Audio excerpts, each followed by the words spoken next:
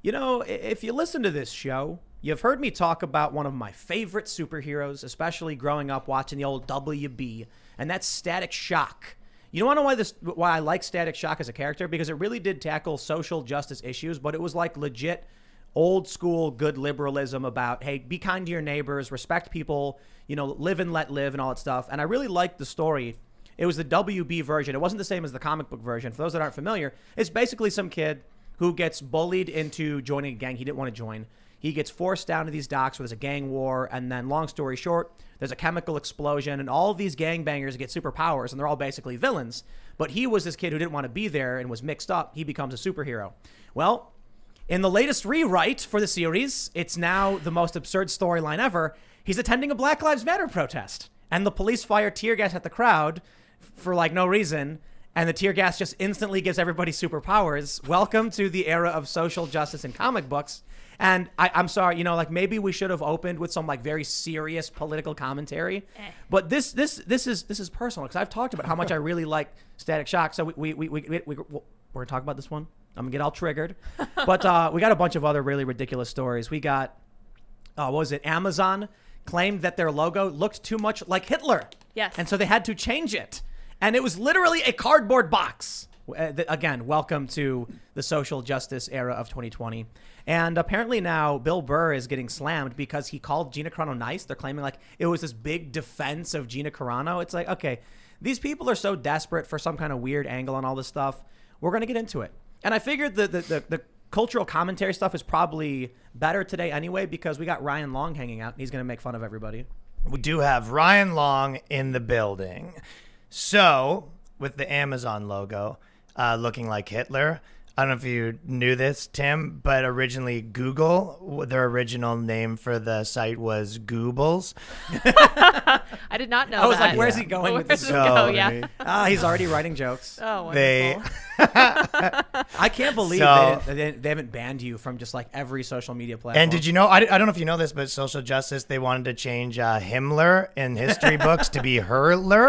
Okay, that makes sense. I can't afford that one. Yeah. When you're referring, did you write that one a long time ago? No, I'm off the dome, my friend, off my non-beanie dome. All right, off the and dome. they've changed Himmler to Hurler. So Hurler. That's when you're talking about the Holocaust and don't question the numbers.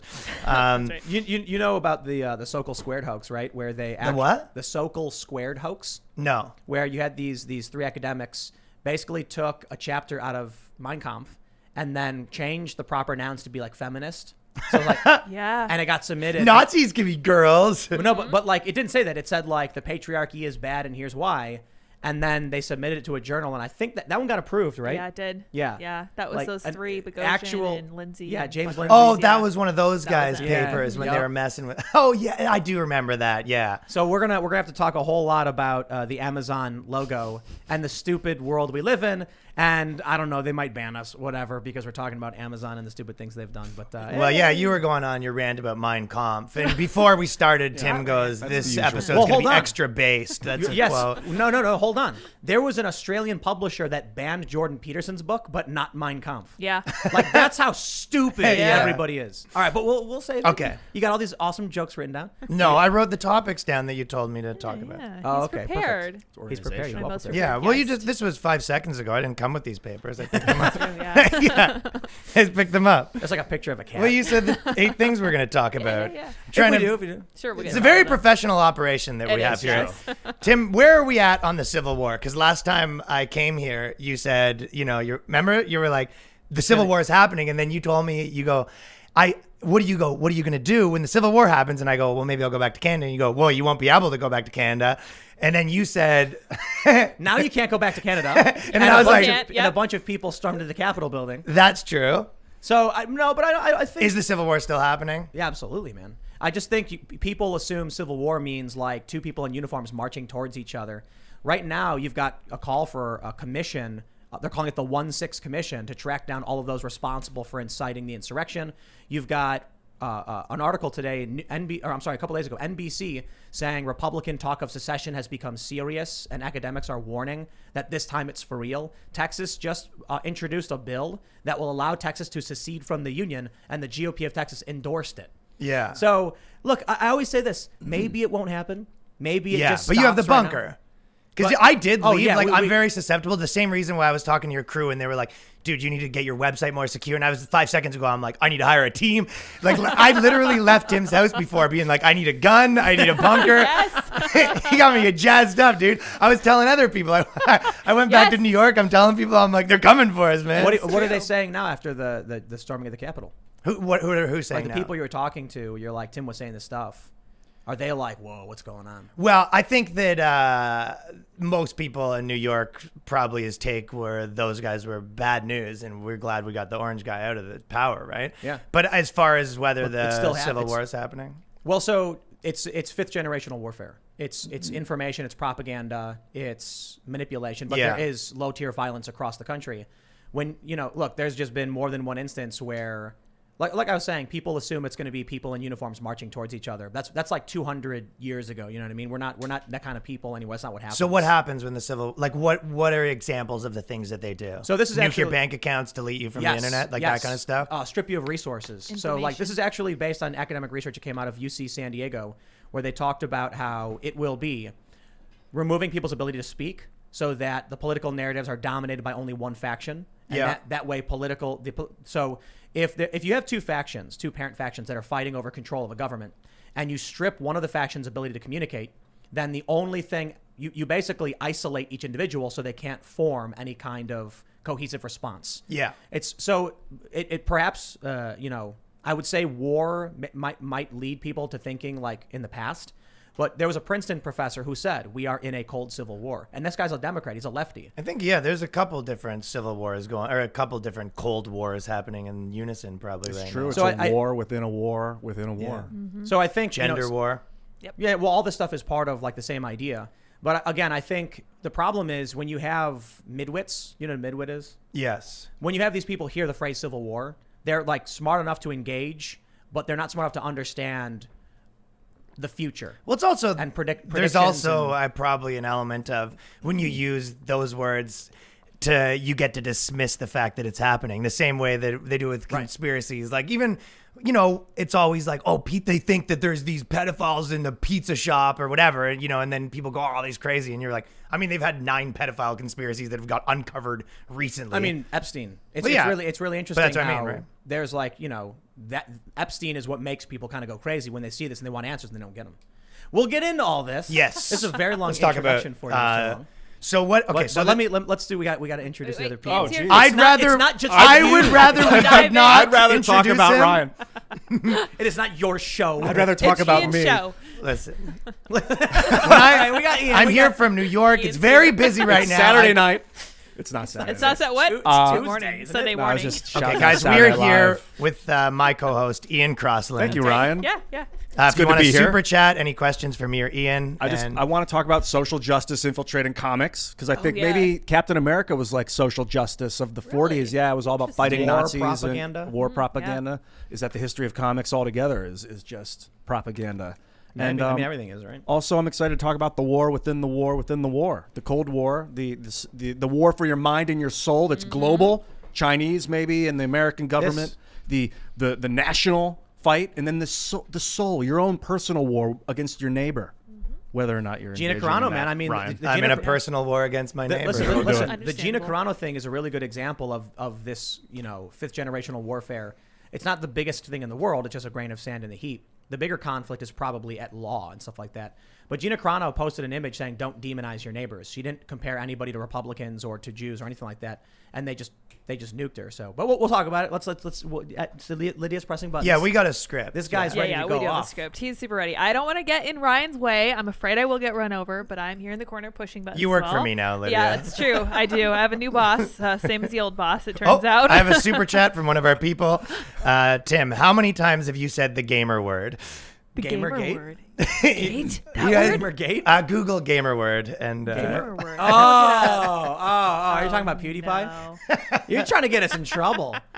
Okay, Ryan. all right. okay. Ladies and We're all gentlemen, canceled. It's I'll like just 5 tell you. minutes. I'll just tell you what. Go to timcast.com, become a member, because I can only imagine what's going to happen when we do the exclusive, behind the paywall segment where Ryan can say whatever he wants. Now. He's going to get us banned from everything, even though it's behind the paywall. It's just, all the gamer words. It's that. No, Ryan. There's more than one. The gamer words. We're gonna find All out. All right. Let's. I got to read the story. All right. This one is near and dear to my heart. Yes. When I saw the story, I was like, I don't want to talk about comics, and then I read it and I was like, Gotta talk about how it. dare they? Bounding into Comics says DC Comics retcon sees Static receive powers during Black Lives Matter protest. Okay, first I was just like, all right, well, it's a modern retelling of a comic book story. Black Lives Matter can be relevant to this. And then I read the panels they included, and I'm just like, this is really bad. It's really bad. So I don't know if I need to necessarily read the. I'll read a little bit. They say a recent retcon to the origin story of the DC comic superhero Static. Real identity Virgil Hawkins has changed the inciting incident that grants him superpowers from a gang war to a Black Lives Matter protest. Okay, there is so much wrong with this. I'll need to actually read the comic to give you a better breakdown. But let me just explain something. In the original comic, he's a good kid, but he's being bullied. He gets a gun and he shows up at this gang war and he wants to take out his bully. He wants to kill his bully. But he decides he can't do it. He starts crying and he throws the gun into the water. But then the police, seeing a gang war, people are trying to kill each other, fire an experimental tear gas, which caused some crazy reaction. They call it the Big Bang. And then all of a sudden, all these gangbangers get superpowers. Well, guess what? These are not good people, right? Turns out they become supervillains. But this kid who was down there, who actually was an okay kid, just mixed up in some bad stuff, ends up becoming a hero. In the later version, the more recent version, they're still all still pretty old. The WB cartoon, Static Shock. He basically gets pressured into joining a gang he doesn't want to join. So I thought that was a really awesome way to deal with issues that I knew exactly what that was like growing up on the south side of Chicago. I knew people who were surrounded by people in gangs who were like, "Are you joining or not? You have to join. You live in our area." And it's called VED. You get VED in, you get violated. And so what they do is they would beat the crap out of these kids who were like 14 or 15, force them to join gangs. One dude went to prison because what they want to do is they want to get a minor, give him a gun and say, go and kill our enemies because you'll get out in 4 years because they can't hold you until you're 18. So when I saw this show, I was like, wow, that's clever, right? It actually gets to, like real issues that I think affect young people. They don't want to get mixed up in this stuff. It addressed social justice issues in a really cool way. And it actually told an interesting story. There's a chemical explosion. The people who are there happen to be mostly gangbangers, mostly become supervillains. Now this kid who gets mixed up in it, he's like, I didn't want to be here in the first place. I'm going to do good. I'm going to try and be better. My question now is, in the new version, they're all at a Black Lives Matter protest, right? And for no reason, the police start shooting them with tear gas. So in this comic, the cop says, who do they think they are? Turn around and get back to school or be arrested for truancy. And then someone yells, stop killing innocent people and we will. Someone holding a sign that says she was sleeping. Fine then, let him fly, says the cop as they start shooting this tear gas at the crowd. Almost instantly, one dude's skin starts melting off, and the cop is like, is that kid's face melting? And then all of a sudden, they all have superpowers. So, this is the story. The cops fire tear gas at a random group of Black Lives Matter protesters. They all get superpowers. I got a question about this. Where do the villains come from? Well, I guess that'd be the police in this scenario. Yeah. Sting, Copeland, all of them. Well, no, I mean Yes, they are portraying the cops as the bad guys. But It's gotta be, right? No, but what I mean is, the cops in the comic are all wearing gas masks. In the original version, it was gangbangers getting gassed. Yeah. And so naturally, many of these people are not good people, become villains. Well, what do they say? Where do they say the villains do come from? I don't know. It just says he's like, I got totally powers. incomplete. But hold on, here's the funny thing. He says, here's what it says. He goes, I don't know what the first panel is. It's just him waking up saying, which made me stronger than I could ever imagine. Then electricity burst from his eyes. Now I could get revenge on all the bullies who picked on me, who pick on everybody. But it turns out they have powers too. And it's 3 white dudes, and it's like blonde hair, blue-eyed guy.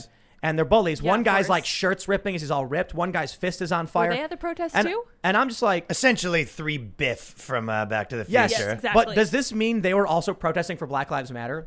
Yeah, why Like- were they there? Oh, because they like- weren't protesting against it. Like, Oh, but yeah, maybe Maybe that's yeah. it. they were there, See what They they were- needed. Is it? They needed Antifa there. They were also violent Yeah. protesters that then became villains. But instead, they framed the cops. They as had the- all bullies' lives matters on All the bullies' shirt, lives yeah. matter. Yeah. I wonder if like the angle they're going for is that the bullies are bad guys and they're like, we're gonna rob this bank. And then he's like, you were at the Black Lives Matter protest too, but you're a villain. Well, hold on. We may be villains, but we all agree Black Lives Matter. Yeah, right. It's not just implied. right. So that's the angle they're going for. Well, of course the villains were there. Even the villains agree.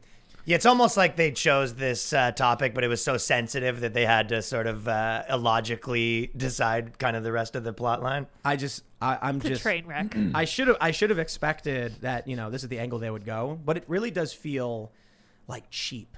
I'm not trying to be mean to Black Lives Matter or anything. I mean, we've talked about them quite a bit. I've been critical over the riots, but like one of the biggest problems with Star Wars latest iterations and like Captain Marvel and a lot of these new comics is that it's just really cheap writing. It's not clever. It's not good. It's not interesting. It's just really obvious. Like it's a dude sitting there with his eyes half closed and he's like, I don't know, he's a Black Lives Matter protest or something. Just write it down and sell it, whatever. Like it used to be that whenever you're getting propaganda, period, the hope is that it's good enough that you'll take your propaganda. Like I'll be watching certain shows and you can kind of tell when it's really getting into that stuff and they're trying to sell you something. You go, okay. And then there's another one where the show sucks and you're like, hey, there's 12 characters and 11 of them are gay. And you're like, this isn't good enough for how much you're shoving this down my Exactly. face. So I think That's the problem exactly is, yeah, it's like anything in any art or songs, dude. anything you're listening to. It's like you get to give me a teaspoon of propaganda per good amount of entertainment. Yep. Right. And then There's I a think that ratio. they are tipping the scales where the propaganda levels are out of the ballpark. But I mean, like, even so, I bet the argument from the left will be the original Static Shock cartoon was very much social justice-y, but it was the liberal kind. I mean, like philosophically liberal, where it was just, hey man, don't be mean to somebody for no reason, don't be racist. Now it's just like this just seems like, what do they call it? They call it rainbow washing when you just make something, LGBTQ to sell a product. It's kind of like social justice wash, and they're like, that's cheap. static, so just Well, I make it think Black there's Lives probably Matter. so much logistical things too. It's the same thing that happened with, recently we were talking about even this on Amazon, but I'm sure you guys cover like Potato Head and all that stuff. But it's like they basically were like, oh, there's an easy way to kind of get clicks, and your new advertising campaign comes in, and they go, yo, all you have to do is this. But then now, even on that side, they go, hey, you didn't do it right, and then the other side gets mad at them. So I think in a lot of ways, the like easy bucks to be made off social justice are becoming harder and harder. So you know what I mean? like- They're like, it's like- oh, we'll do this. Everyone will like it. You got extra virgin olive oil, you got extra virgin olive oil, and you got virgin, and you got olive oil. And Yeah. so it's like the very last drop being squeezed. Yeah, they're trying out to of- squeeze out the last drop of money that you can get from, saying you've got the right opinions. So I think when you do this, it's like, I think that you probably end up making a lot of decisions and choices based on things other than what makes sense for your plot, probably. Have you guys seen the new Craft movie? No. It's called The Craft, right? You've No, seen I the- think you've talked about it. Yeah, have Yeah. you- Oh, the witches? yeah, the witches. No. Bro, if you want material, you should watch The Craft. Yeah, I'm progressive. I only support male witches because I think that. Well, you'll love it yeah, because I there's like it. one in the movie. It's great. Yeah, of course there They is. basically a spoiler alert for anybody who plans on seeing this movie. There's a bully and they cast a spell to turn him gay. I guess I think that's what happens, and then he gets murdered for being gay. Or they didn't cast a spell, and he's like, "It was a spell." His No, girlfriend's like- like, "What happened?" These freaking witches, man. No, they Why like- are you blowing a dude? Have you heard of witches? Now everybody who's listening will have a clever excuse if they ever need to use one. Witches. Dad, it was the friggin'. Didn't you see the It's a witches? spell. It's fine. He No gets big deal. killed, but his dad's a witch. Yeah, his dad's a male witch. Yeah. Oh my goodness. So anyway, the witch is like break into his house, and then like they steal some of his what should I call it, reproductive fluids, and then cast a Nice. spell on him to make him nice, and then he like becomes gay, I guess. So then his dad has to kill him or something. The whole movie, it's not a movie. Yeah, I mean, fair enough. Your dad does have to kill you. I mean, It yeah, goes if without you're- saying. it turns yeah. the out, movie yeah. is basically just like a woke PSA, and I'm watching it like waiting for a story to happen, and it's not there. Yeah. But I mentioned that, but there's also I another, was watching, waiting for the gay sex scene, and it never came either. So both of us were disappointed. Yeah. So you're disappointed for other reasons. There's another movie called Spiral, and this one is, oh man, I think we talked about this in one of the Timcast segments. So you know what Shudder is? Shudder, like SHUDDR. It's a subscription service for horror shows and movies. No. I love horror. It's like my favorite genre. I love, the what is that movie with Nicole Kidman, The Others? Yeah, I think so. That movie's awesome. Yeah. That movie's great. And I love old 80s movies. I just watched The Stuff. Have you ever seen it? No. It's where people start eating trash out of the ground, but then it turns out it's like, alive. Gutter punks. It's what? Yeah, They're gutter eating punks, people? yeah, trash No, so there's Shudder has this film called Spiral, and it starts with an interracial gay couple who have a daughter, Strong and start. they move to a new town. No, I'm fine. I don't care about that. I don't care about Static being at a Black Lives Matter protest. I care about the story making sense. How are you going to have supervillains if, like, how are the bullies? Were they at the Black Lives Matter protest? Like, what's going on? I guess, right? So anyway, I'm watching this movie and I'm like, I didn't really think twice about the interracial gay couple being, the characters. I was just like, it's 2020, man. I was like, whatever. But then very early on, you get a glimpse of what the movie is. I'm just going to spoil the whole movie for everybody. If you're a subscriber to Shudder, well, too bad. Witches. Yeah. It turns out Witches again. there are immortal white people who explain that they choose minority and marginalized families on purpose to frame for murders so that they can sacrifice them for immortality. And then in the end, the bad guy's like, there will always be people to fear and no one will ever believe you. And I'm like, you gotta be kidding me, dude. Like you said, you can give me a teaspoon of propaganda for every cup of entertainment I get. That was the whole thing, was propaganda. I liked the 100. I honestly thought that show was kind of good, but by the end, so everyone's a lesbian, right? There's one of those shows where like all the leaders are women and they're all lesbians, and all of the women are the best fighters.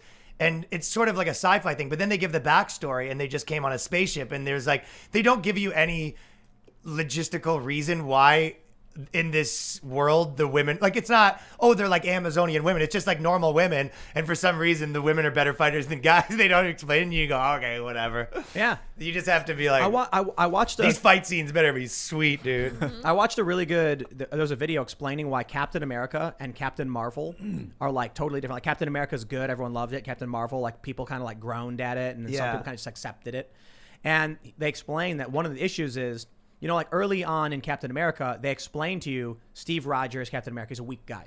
He's weak, but he's willing to stand up. He's a scrawny dude getting beat up outside of a theater, and it establishes... Yeah, they have to give you that. Like, establish your world. I'll believe your world, but you just have to give me an explanation. Even if the explanation is stupid, they go, he stepped in a puddle, they gave him this. You go, okay. Like, you just... Right. Otherwise, you go, it doesn't make sense in your context. But in this context, what they're basically saying is, who Steve Rogers is. He's not the strongest guy, but he's willing to stand up and defend himself no matter what. And then he eventually gets superpowers. And then you see this guy of really good moral character who wants to protect people. It's consistent. Now is powerful and says, I'm going to do the right thing. Whereas Captain Marvel she's always strong. She's always been the best. And the man, like, there's a guy. Yeah, they've completely removed themselves from any hero's journey. All of these, like, woman power movies basically became Steven Seagal movies where there's no adversity. Like, they start out and she's just like, ready to kick some ass. And then she goes, beats up everyone. And then, it's like, there's no even point where she wasn't going to potentially make it. This is the problem, I guess, with the modern version of, I guess, Gen Z storytelling. It's probably millennials who are writing these comics. But think about this. If you've got, let's take a look at the Black Lives Matter narrative, right? They're doing a comic where they're like telling the cops you're killing innocent people. Well, that's a gross oversimplification of what's happening. The cops are immediately the bad guys who fire on them for no reason. In Captain Marvel, she's actually the bad guy. In the beginning of the movie, some guy on a motorcycle tells her to smile. So she steals his clothes and his motorcycle and presumably just leaves him like nude in a parking lot. Wow. Yeah, that's like when that happened, I was kind of like, dude, I don't want to root for this character. Some guy made a snide comment, so she robbed him. The reason for it, like, I find this even when I'm writing stuff, and especially when I was like doing more traditional stuff, there is this thing of like, you're not supposed to say this about this person, you're not supposed to say this about this, but like, so if you're gonna make people protagonists, they need, bad qualities and good qualities. But there's this sort of thing, like if you're going to write a woman, they're like, we'll make her shitty. And you're like, well, you can't make women bad. Like, that's bad for women. We're just going to make a woman character and like, here's our hero. She's like, can't critically think. No, you're like, what do you mean? You can't we need strong women characters with no flaws. Well, that's not really a good story that there's no flaws. Think about, do you see what happened with Wimixon the other day? No, but how about that for that's how I get my superpowers is I'm at the women's march when some Yes, I love it. yeah, And then someone the police fire tear gas at them? yeah. For no reason? Police fired tear gas at the women, but it didn't need to. It turns out they thought they fired tear gas. Turns out they were just already crying because Oh my gosh. the whole women thing. And it was their love for the fellow man that granted them superpowers. Yeah. yeah. That's what it was. No, no, yeah. no, Well, so I'll tell you the one last thing that this is a joke, but I said that All right. what happens at the women's march is they all march from one side of the city and halfway through they forget something and go back. Yeah, that's right. and that's it. And they gain superpowers. Yeah, they all forget something, and at the end it was their superpowers. And I donated money to the women's march. I hope they find a cure. Okay. Okay. Oh my gosh. All right, wait. So did you see that? You see the Wimixon thing with Twitch? No, tell me about this. Twitch put out a video where they were like, we want all Wimixon to be supported. Oh yeah, no, of course, yeah. And the left got really mad. It was like, yeah, they got fired up, and then they had issued an apology, being like, "Our bad." Yeah, we didn't realize that, calling you Wimixon, we thought it was inclusive. You're making this very hard to pander to you right now. know, right? No, but think about that. They're like, okay, we're gonna make a movie. We want to get feminists and women to come watch. So let's do the hero's journey. And they're going through the script, and they're like, let's make it very much like Captain America. Everyone loved that one. Well, we can't make her weak. Correct, Like Steve Rogers was a scrawny, weak guy in the beginning. Okay, well, we'll just have her be strong. But how do we then establish her journey? Amnesia. She's always strong, but she has amnesia. So that's what they did. That's the movie. That's the movie. And then they do this thing where they're like, okay, what's her conflict? Her The Achilles men- heel, $5,000 purses. I Yes. think that's her kryptonite. The men keep telling her to control her emotions. Oh. I'm not kidding. That's the movie. She's course. always strong. She gets amnesia, and then the guy says you're too emotional. And at the end, she uses her emotions and says something like, "I can do whatever I want, I guess." But so the point I'm making is, they could not make a flawed female character out of fear that they'll get ripped apart by the woke left. Like, look, you say Wimixon thinking you're pandering to them, and you're actually insulting them. There's no right way to address. I think the this. trans people got kind of fired up about that one too. They did. Understandable. Well, Count Dankula had probably the best response. He said, imagine fighting your whole life to transition and to be considered a woman, and then these woke corporations just come out and tell you you're not. And then Yeah. all these woke Word, yeah. leftists were like, Dankula redemption arc? And he's like, no, I've always felt that way. Stop Yeah. acting like it's a different opinion. But then he did show the second video of his dog. So the Black Lives Matter one? Yeah, it was worse than that the. was great. I love that one. Yeah. Let's do this. Let's jump to the next segment where we can talk about the ramifications of social justice stuff. And this will be probably a little bit more outside your wheelhouse, but I'm sure you'll still be able to make fun of them, Ryan. So over in Virginia, the new law banning police from pulling over Virginia drivers solely for certain car safety violations. Officers can also not stop people if they smell marijuana.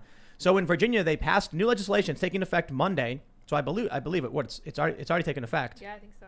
Will make it harder for authorities in Virginia to pull over drivers. Several minor infractions, while still illegal, can no longer be the primary reason police stop you while you're driving. These include certain defective equipment, objects dangling from your rearview mirror, loud exhaust, tinted windows, and smelling marijuana, to name a few. An expired inspection or registration sticker can only get you pulled over. However, it has to be at least 4 months late. The legislation lists more changes here. Maybe we can pull these up and see what they got going on. Social justice advocates say this is a win. I think it's a first step. It's a huge first step, said Brad Haywood, founder and executive director of Justice Forward Virginia. Haywood said these violations have long been used to stop people for drug investigations and disproportionately target people of color. Well, I think it's I'm not going to read this whole law. I don't know. There's a whole bunch of crazy stuff in it. I do think it's kind of absurd that cops can't pull people over now, because the original proposal was like Black Lives Matter protesters were saying they just pull over people of color and they use it as excuses. I think cops use things as excuses. I've had cops pull me over. I had a cop pull me over once, and as soon as I roll the window down, I put my my keys and wallet on top of the dash. I put my hands on the steering wheel. I turn the radio off. He walks up, and the first thing the cop does is go, "Excuse me." "Oh, whoa! I smell marijuana." Mm-hmm. And I'm like, "I'm sorry." Excuse me? That's my cologne. I'm like, Right. I just got off work. I was wearing my work jumpsuit from O'Hare, and I had worked a double shift. My car was full of Taco Bell wrappers, which is maybe why he thought he could get away with Probably. accusing me of smoking pot. Pussy And- magnet, you. And oh, totally. The whole, no, you don't understand. When I mean full, I mean like the Literally ground and full. the chair was a mound of Taco Bell His car is wrappers. a moving Nice. trash That can. you were that Dude. guy. Yeah. Yes, It was a trophy. I was like 19. No, but he pulled me over and he was like, I Sniz smell pot, magnet. and I was like, I don't smoke, and he's like, out of the car. I got cuffed. They searched my vehicle and tried planting pot in my car. Yeah. No joke. So I see stuff like this, and I'm like, I understand, but it's also kind of crazy that someone could literally be smoking pot and the cop can't pull them over. Well, if It's they like, see it, I think they still can, right? I guess it's just if they smell marijuana. But I mean, come on, if like I grew up in Chicago, people smoked pot all the time, and what do they call it, clam bake or hot boxing? Hot Depends on- boxing. A yeah. little bit of both. It depends on where you're from in the country. Clam bake or hot boxing We is when call they it close hot all the boxing, windows yeah. and then just the whole thing gets fogged up. Yes, It's like it a is. sauna. And I'm like, okay, so the cop can't see anything; it's just smoke, right? So when they open it, he says, "I saw smoke." They'll be like, "Well, what kind of smoke was it?" Well, they can probably bust you if you're there and they walk up to the window now. They just can't stop you. So but when is a cop going to smell it driving as you drive by? That's probably not very common, right? It can happen, bro. You've never Yeah. driven past a car and you're like, "Whoa, Oh. those guys are going at it." Dude, you can see people driving and the smoke coming out of You their can definitely windows. see it. Yeah. I've actually No. never But the bigger picture here is, are we getting to the point where the sensitivities over the social justice stuff are getting to the point where like a cop can't pull someone over for literally breaking the law? It's obviously when you go to the extremes at any of these things. I always used to say like in comedy, because essentially there's like a war on noticing things, like because it's That's a good point. a big thing that you don't talk about is like, oh, women kind of do this more, guys kind of do this more, and you go, oh, it's interesting that black guys kind of do this or like whatever it is, like that's base level, but noticing things that and then kind of that's funny, right? Pattern discernment? Yeah, literally you noticing admit- patterns in your brain, right? And You're admitting to being a bigot. yeah, exactly, right. Yeah, So basically, yeah. there's a war. It's a war on noticing things where you go. war? But it's so manufactured and it's so fake, and so this is what happens when these things get taken to their extreme. But I agree with you that the cops do all that stuff. Put it this way: I used to have really long hair, like this guy, and I cut my hair. And I've never been pulled over since I cut my hair. And when I had long hair like him, funny. dude, when I had long hair like him, twice at the airport, I was searched, my entire bag searched. I was pulled over for no reason lots of different times. And since I've cut my hair 10 years ago, never happened again. So, of course they do. And I've had cops do all sorts of crazy stuff. But This is crazy. Let me read this. There's a quote. Why should they be allowed to investigate people based on hunches when they have no evidence? Why don't we expect them to actually get probable cause for drug possession or gun possession before they pull a car over, Hayward said. I read that and I'm like, that's kind of like oxymoronic. A hunch, that's what probable cause is. Like a reasonable, you have a Reasonable reasonable, doubt. Yeah, suspicion. probable cause is that you have a reasonable suspicion that someone is doing something. That'd be a hunch. Right, it sounds like a hunch. Yeah. it's one of those things like A everything reasonable else. one. Yeah. Where Tim, you go, most people for a lot of the problems, we go, do you think it's bad that, there's these bad cops pulling people over? And you go, yeah. And I think most people go, that's a problem. And you go, what's the solution? They go, cops can't pull anyone else over. And you go, oh, no, that's not what I was. That's totally reasonable. Yeah, I wasn't saying that. And you're like, road pops for the boys, Yeah. dude. Dude, that's Crack exactly it. crack a pack of Mo Dries because the right. boys are rocking out on the way to the cottage. I think, we need a visual representation of this idea where it's like exactly what you said. It's kind of bad that like what is a statistic like, one in a certain number of cops will do something. Defund all police, abolish all the cops. You know what I mean? It's always the logical extreme of, okay, we don't want this. And I think so many things, like with the censorship and everything, it's the same problem. You go, most people, if me and you were having a conversation, they go, that was kind of mean what that guy did, And we go, yeah, that was, what was that guy doing at this party, calling that girl this or whatever, right? Right to and then, jail. yeah, and then he's like, I agree. And then the next day you found out he's like petitioning for laws that it's illegal to be mean at the party. And you go, well, that's not Right. People want to legislate what they consider their morality. You know what I mean? It's like people want the government to be legislating their moral principles. And I think that's kind of, we don't all have the same moral principles. Right. So this actually happened in Lansing. This is, I'm assuming this is Michigan, right? Yeah, I think so. They passed something similar. They say new guidelines. Lansing police won't stop drivers solely for minor infractions. They say the new guidelines are consistent with the department's goal of protecting citizens' rights while eliminating any aspect, inferred or otherwise, of bias-based traffic policing practices. So let me get this straight. You've got this happening in Michigan. You got it in Virginia. They're saying cops can't pull you over if your license plate is expired. All right, that's kind of a problem. I mean, you register your car for a reason. You're paying taxes. You're contributing. So the issue I have here, well, I wonder if the libertarians are all cheering. There's saying, also like, good. I am deep down. I am For sure.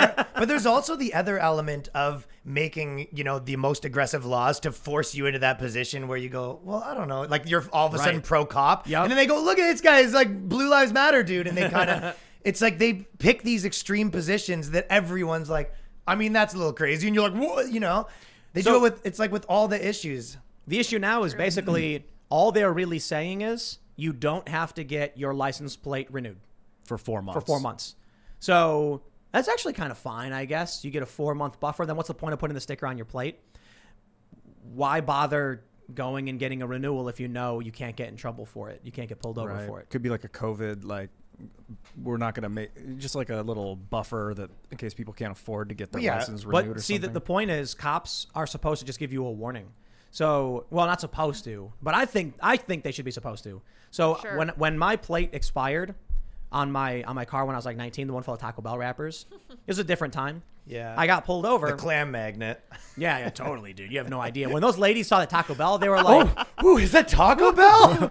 no. They were like, I'm about to unwrap my taco. the amount of wrappers in your car must be clearly $10,000 worth of Taco Bell. Oh, this guy's balling, Wealthy dude. dude. Oh, this I guy don't owns need the Taco rims. Bell Yeah. I don't need franchise. rims. I got the wrappers from Taco Bell. No, but Are you Tim Bell? when I got pulled over, the cop walked up to the car and he said, "Your plates are expired." And I was like, real? I was like, I don't know, man. I just got the car. I have no idea how this works. And he went, no problem. Just go get it fixed. Dude, I've had Have a nice 9 day. burritos today. I can't deal with this right now. I was like, officer, I ate too much Taco Bell. It's coming. No. He just walked up and he was like, get it updated. And I was like, Yeah. all right, thanks, man. And then I got pulled over again like a week later, and the same thing happened. Cop walked up and he goes, license, insurance, and he goes, your license plate's expired. And I said straight up, I was like, yeah, man, I just had a warning from a cop, and he told me to get registered, so I went to the thing, I got it filled out. I guess it's coming soon. And he went, okay, have a nice day. I suppose that's the kind of story where you hear these progressive leftists being like, when I got pulled over for an expired plate, they gave me a warning. Or My when I was going privilege. 120 in a 35 school zone, they gave me a slap on the wrist. Speeding is different. Yeah, they're like, I killed a guy, and no one even knows yet. When a black guy does it, you go, what? You No killed a one guy? even knows. Like if you get pulled over for speeding and your license is expired, then you're in trouble. license In my plate. opinion, yeah, Yeah. if your license plate's expired. But if you just are, the that's what they're speeding pulling is you over for. dangerous. Speeding can kill people. I think you should always. know- The cops should be very diligent about pulling over people for speeding. So I think, I don't know, you made the point really well. It's you say, hey, isn't it kind of bad that sometimes cops pull people over for BS reasons? You're right. No cops shouldn't be allowed to pull anyone over. That's like a really extreme, crazy thing. But the issue I have with a lot of these stories from a scientific perspective is when, lived experience is not science. Were you following the Smith College thing that happened recently? Will Smith went to college. Yeah, Will Smith went back to James college. Franco style. It's just a- back it's- to college. They're rebooting Back to Open School marriage. with Rodney Dangerfield. It's with Will Smith this time. No. So there's a school where there was this black woman, and she was in an unauthorized area of the university eating. So the janitor was told, if anybody goes in there, just call the security. Security got called. They went there, and they asked her. The cop was just like, what's going on? And she was like, I'm eating. And she's like shaking and filming him. And he was like, oh, okay, sorry to bother you. Just, we weren't supposed to have anybody in here, but it's fine if you're here. And then she claimed it was this big, super racist moment. Yeah. So the New York Times wrote an article saying it was a moment when her lived personal truth was at clash with the facts. The New York Times actually wrote that. So the problem I have is, how do we know, if when someone says, I get pulled over for no reason, it's like the difficult thing is there's no control, right? We can't send one car down a rope, the same cop. No. And then with an Asian driver and then a black driver and then a white driver and then see which one gets pulled over. I And guess there's we multiple could. factors. Like some girls think that I'm like, if I'm Super talking to like an hot. Asian girl or whatever, and she's like, oh, you're being mean to me because I'm Asian, and I'm actually just being mean to her because she's a woman. There Right, you go. right, exactly. You never really know, right? You're just trying to find ways to be offensive, and no matter what point you make, right? Yes. You're like, let me offend as many people as possible Yes. on this show. You have to understand when I did say that, I meant Womexen. Wilmington. I'm wondering I'm- if the X is pronounced like a Y. I think it's pronounced XXX. Oh my gosh, okay. even Triple worse. X. So Triple XN, which is Hunter Hearst Helms. Or no, that's Triple Yeah, H. Triple Okay, H. Stop it. Get out of here. They say it's pronounced. The X is pronounced. Winnings. You're supposed to. It's the two arms, and there's a suck it under. That's the under context. right, That's a right. subtext. They don't want you to know that. Well, apparently the word That's the X factor. the word's offensive to everybody. So everybody's offended by it. But no, you can't. Like if everyone's had those experiences, and you go.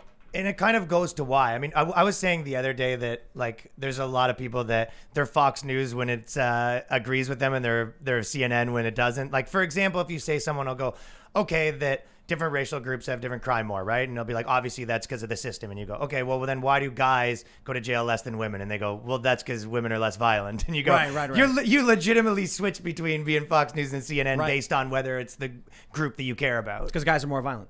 Yeah, well, exactly, right? I mean, and you go, obviously, a lot of these things are a mix of, they're all multivariable things, but nuance is difficult and takes a lot of energy, and it's not very good for activism. It's not allowed.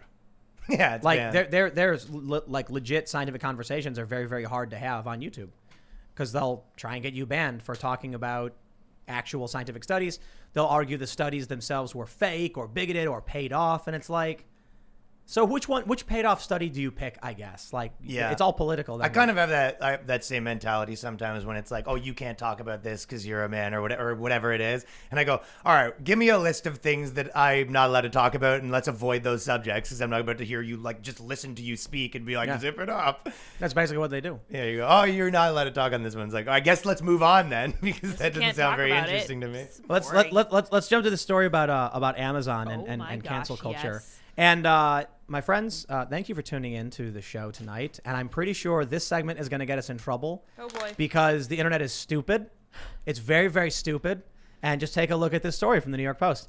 Amazon tweaks app icon after comparisons made to Hitler. What psychotic person? Hold on. I'm not saying the people who thought this cardboard box with tape on it looked like Hitler are psychotic. I'm saying the person who worked at Amazon saw someone complaining that your box looks like Hitler, so they immediately rushed to the graphic department and said, quick, change it. That person's a psychopath. Yes. They should have been like, when crackpots on the internet start screaming that the moon is made of cheese, we don't entertain them and write books about it and make sure they get it. We say, can we get a picture of it? Of the yeah, can we get a picture? Oh of the yeah, thing? it's up right now. Okay, hold on. You just can't see it. You want to can see it? Yeah, I want to see it. I don't know. It kind of I can't- does I look can't like spin it. Hitler. You just got to pull up on your phone. I can't spin it. No, It's we the can hair. look. We're looking. That? Yeah. Just look. Oh, because I thought to me that looks like Michael Jordan when he had the Hitler mustache. That's who I Michael picture. Jordan had a Hitler mustache. You guys don't remember that? No. I know you vaguely, think I'm yeah. joking because I've been saying a lot of Kind of, fake yeah. things this episode.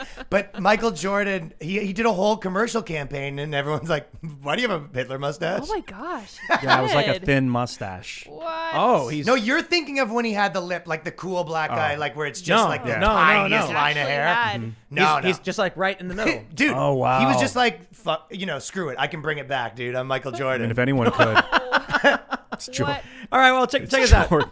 so I see Michael Jordan, but So the New York Post writes, Amazon has changed its new smartphone app logo after critics said the earlier incarnation was a dead ringer for Adolf Hitler. a dead come on, ringer. A dead ringer. Wow. A dead ringer. No joke. They literally did. Look at this. One guy, let me see if I can pull up the I'm full trying thing. not to make a few different jokes right now, too. Yeah. Keep it in, Ryan. Okay, wait, look. So Alex You get me Hearn- going on the. We can't. Check it out. Wait. Alex Hearn is a UK tech editor for The Guardian. And he tweeted, LMAO, I completely missed that Amazon quietly tweaked its new icon to make it look less like Hitler. And then someone responded, well, I mean, to see Hitler's mustache in a ripped Scotch tape, one must really think of Hitler all the time because I still don't see all that resemblance. Exactly. The internet is too exaggerated in everything. And someone responded, it's not just ripped Scotch tape. It's a ripped Scotch tape that has a similar shape and is right on top of a smiling mouth. Looks like a happy little cardboard Adolf to me. Somebody responded with a really funny tweet. They said, yes, the image of the smiling, happy-go-lucky Hitler Yeah, is what right. everyone thinks of. Like, what if they compromise and they say they'll make it look less like Hitler, but still a little bit like Hitler? somebody made this picture. Like, we don't want it to obviously not at all look like Hitler, Right, you know. that's a little bit like Yes. it. Do you have the Daily Mail picture? I mean, it's a picture of Hitler looking looks like a scowling hamburger, with the Wait. Improvement. Somebody made a picture. You can't see it unless you get up and You can get up and look at it. if Yeah, you come want up. Okay, to. no, Come It's up. Just take that. fantastic. Just be careful with your headphones. So somebody created this image.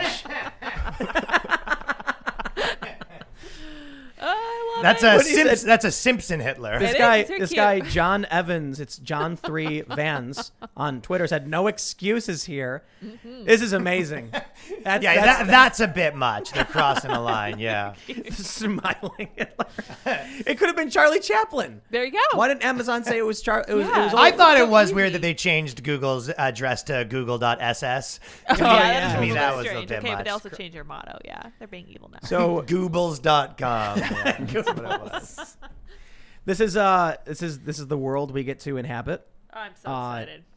Who complained about this? Like, who cared about? It's the same people that Do you think shot it was the a stonks to the moon. Do you think it was like a pro-Hitler Not the person same that people. was like, this looks too much like Hitler and I don't need Amazon besmirching the great ones Not sort in of situation? I would never have thought it. Yeah, No, never. I don't know who. That's Hitler would not be allowing you to use his image to sell stuff to a certain group of people. But so was it you who said that? If you hear If the you hear a dog, dog whistle, you're a dog. You're Yeah. the dog. Yeah. so you hear dog whistles all the time, I'd imagine. You see it. Yoink. I was like, maybe. I mean, we're all sort of trained to hear all the things right now. So it's like, yes, if you start, I think whatever you pay attention to, of course, but as soon as you get into that game where it's like, Right. I'm going to So, look for everything bad. it's like doesn't saying, mean you're bad, but it Ryan. does mean you're looking for it. Ryan, it's like saying that's what she said. Once you start, you can never stop. Yes. So once you start like looking for white supremacy, That is and correct, Hitler, yeah. you can never stop. And I think that's kind of what's happened to these people. I think they're kind of losing it. Did you guys see RuneGate? Yes. Negative. So this is another good example of just like how stupid and insane everybody is. So the CPAC stage is, what is it? The Conservative Political Action Conference. Yeah. They said looks like the Nazi. What is it called? An Odal rune or something? Yeah, it's Yeah. like a Nordic rune. Have you seen this? It's like a diamond, and then it goes like out, and there's like little wings, I guess. I feel like every 3 months they go, look at this, kind of This looks thing, like, yeah. they've had a few superhero things where they said, oh, the thing looks too much like the SS stage. The other thing, yeah. The eagle, remember the imagery. eagle? People are always kind of saying the imagery looks like Nazi And imagery. the Nazis took the swastika from like a Hindu. It's a Hindu religious icon. The Odal rune is like an ancient Celtic Nordic Yeah. thing. Yeah, from second worst 380. thing they did. Yeah. Seized the Odal rune. Stealing. I'm a comedian, so it's very important. We'll see how much YouTube allows you to get away with all it. Yeah, You got in trouble though before, right? Tim, I don't want to talk about my personal problems that I've had with the great corporation Google.com, which you called them Goobles, not me. I was totally something Tim would do, yeah. And if the people at Google are listening, I appreciate y'all. Love you guys. So I'm yeah. just- Want to get rid of those strikes? We definitely. So Yeah. apparently CPAC is getting canceled. What? Like I mean, CPAC was already pretty yeah, canceled, let's- dude. Dude, did But you I don't see mean- I the don't Star mean- Spangled Banner? No, hold on. Oh, we gotta talk about I don't that. mean that they're like shut down. I mean, cancel saying- culture canceled. Like they're getting attacked. Apparently, the hotel wrote a strongly worded letter saying like, we can't believe that they used this. CPAC's like Christmas to these people. It really is, yeah. Welcome back, everybody. I think we just got booted and Yeah. returned back. Yeah. Okay, the Well, stage some is... people might not even noticed because it may have just like stuttered and then Okay, heard cool. you say welcome back. Yeah, we had a little blink on the back, internet. yeah. You can maybe, hear or that maybe chime. not. Yeah. It's when but we have redundancy set up because they try to keep us down. Right? Distract. 2 days in a Fine. row. Yeah, Are we back right now? Yeah, We we're are back. back. I think, yeah. Well, we're recording the whole time. Guess Yeah. who's back? Okay, unnecessary. Nope, none of that. The none of that. CPAC stage is a convenient Well, shape for a stage. I will I know, say right? that I Yeah. don't agree with those bad things you said about Google when the cameras were down. The gamer word again. Right, yeah. I don't know whether to complain about the corporate response to these accusations or to complain about the girls' performance of the Star Spangled Banner. No, why? hear Why about was Acapella. that? Oh my God. It was so many different keys. Oh, she just no. kept changing Bad keys. job. And there's a video of a guy trying to play piano along with it. And he keeps changing Look at keys. Simon over here. Simon Cowell Dude, you got to watch judging it. this woman singing. It's so bad. Yeah, It's yeah. so Bad, huh? funny. Totally didn't vote for her. Oh my Yeah. God. No, I gave her the X. Off the I gave her the island. Odal rune. I think There you go. Not allowed to do that, stopped Ian. with the I mean, this It's girl's Celtic. career wasn't like skyrocketing if she's doing the CPAC anthem. I Dude, feel listen. like. What the heck? That's fair. Conservatives are not cool. Nope. That's always been a big problem. But I say but to all the conservatives who are watching. I realized something with like all of this cancel culture stuff and like going back to some of the earlier stuff we were talking about. Ryan, have you ever watched like what is that God flicks called? Pure Flix. Pure Flix. Yeah. You ever watch like those old Christian versions of movies and like conservative versions of like TV shows and stuff? You ever seen that stuff? It's like really low quality and just like really poorly acted. Yeah. It's inverting. Now we're getting like conservatives are starting to make content and it's getting better. Okay, I watched Bill O'Reilly interview the Insane Clown Posse. When was that? 10 years ago. So cool. And he was saying the exact same thing that these people were saying. He goes, this is harmful words to kids. This is, It's flipped. it's everything that they were saying. This shouldn't be available. We need all of the stuff. And it was 100% flipped. And, the Insane Clown, and they were like, you're teaching your kids to, do all these bad things. And the Insane Clown Posse, who you said you're a big Juggalo fan on your off time. Yeah. But they were kind of like, no, these people aren't as stupid as you. Like, that's it. You're just looking for the worst thing. Just the same way when they go, oh, look at some right-wing guy. And they go, look at this thing you said. And you go, you're just trying to find something. Like, that's not really what they're about. I was trying really hard to remember the lyrics to Halls of Illusion because I was going to sing it. I honestly couldn't remember it. But F the world? I could sing that. Oh my No, gosh. Who's a bigger No, Juggalo? Halls of Illusion I thought was actually a good song when I was a kid. Dude, when I was like in grade 6, little skateboard kid, when they came out, and they go, in this one song I say F 93 times. So I was like, pretty, but pretty cool. Here's the point I want to make, right? I'm imagining like there was a channel in Chicago that was like the Christian channel, and they had a bunch of cartoons that were very hokey and like just not good storytelling. So bad. But it was the religious message. Yeah. It was like the religion behind it made it good no matter what.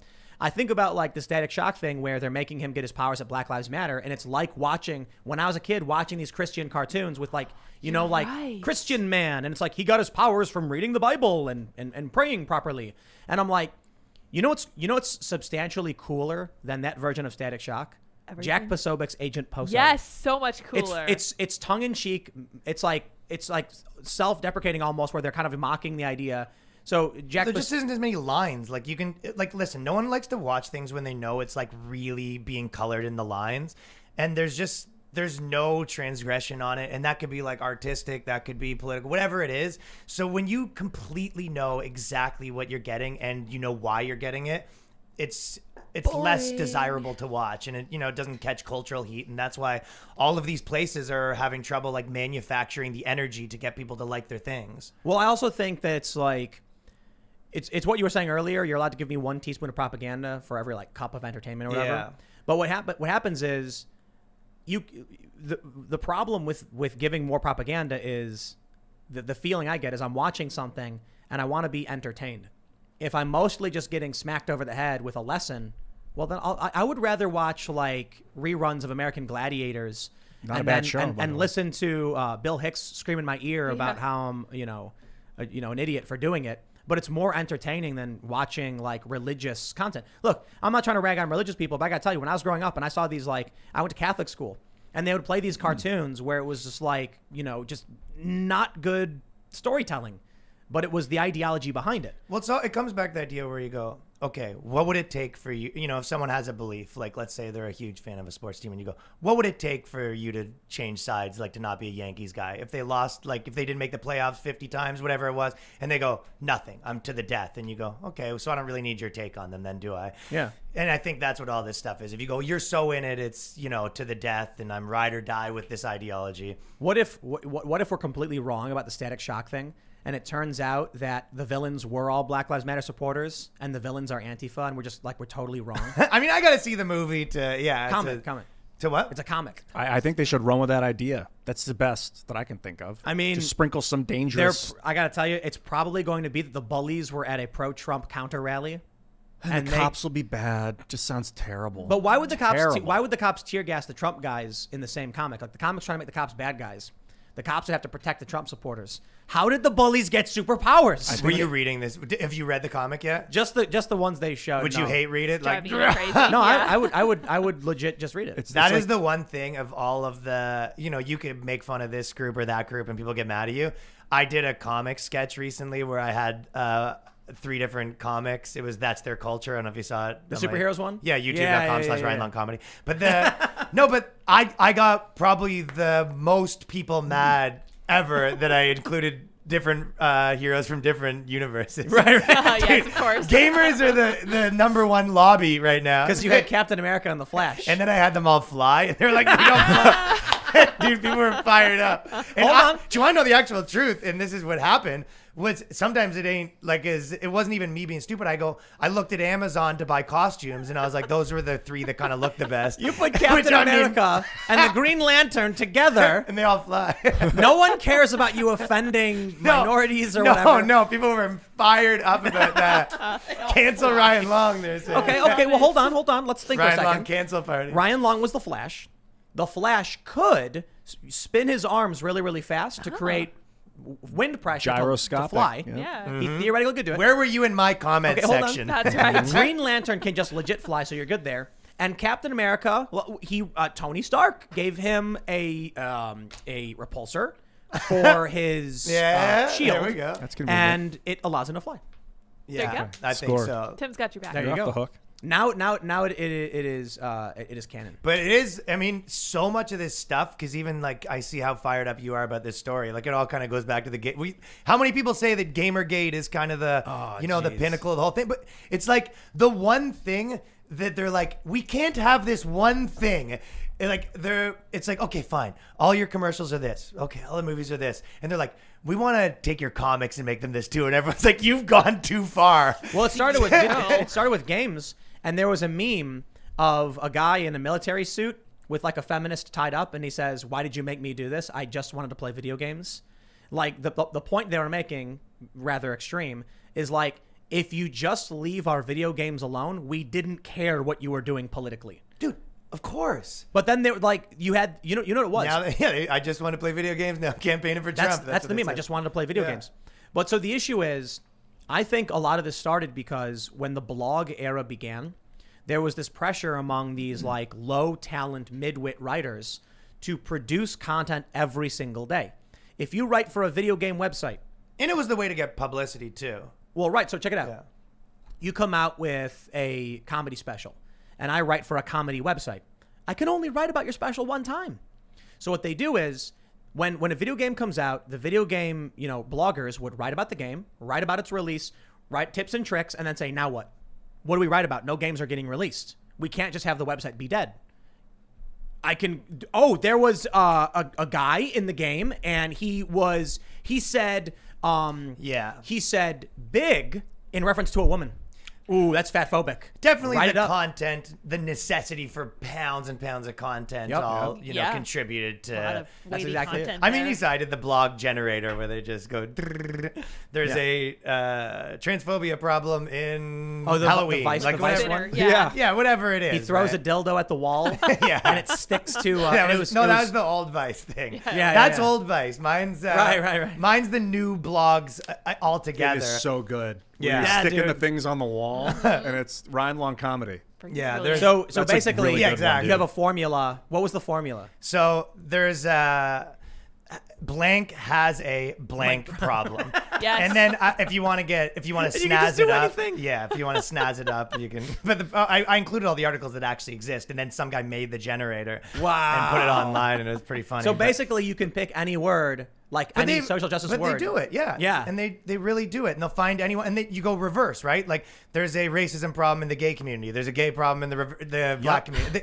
And they just do the whole thing over and over and over again. So, but it's a big part of that, like with the content thing. But then I think also there's this idea that it starts with the thing, but it becomes about making you agree to something. So that's kind of like, let's say the trans thing, right? So it's always became, they go, a lot of people, why did 5 comedians all have their specials about trans stuff, right? And they go, why do you guys care so much about this? And I was kind of having this argument about something that I could have this argument about anything. So I was talking about Fall Out Boy, the band.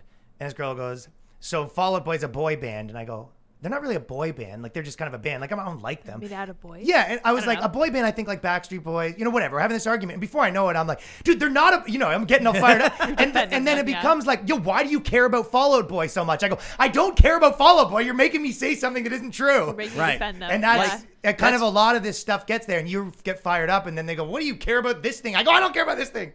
Well, that's the thing. Like, so I tweeted about Potato Head because AP said like Mr. Potato Head is now regular Potato Head, and then everyone was like, it's gender neutral. And I just tweeted, this is stupid. Like, how is he even gendered anyway? Because his name is Mr. Like, that's so dumb. I don't even care about the story.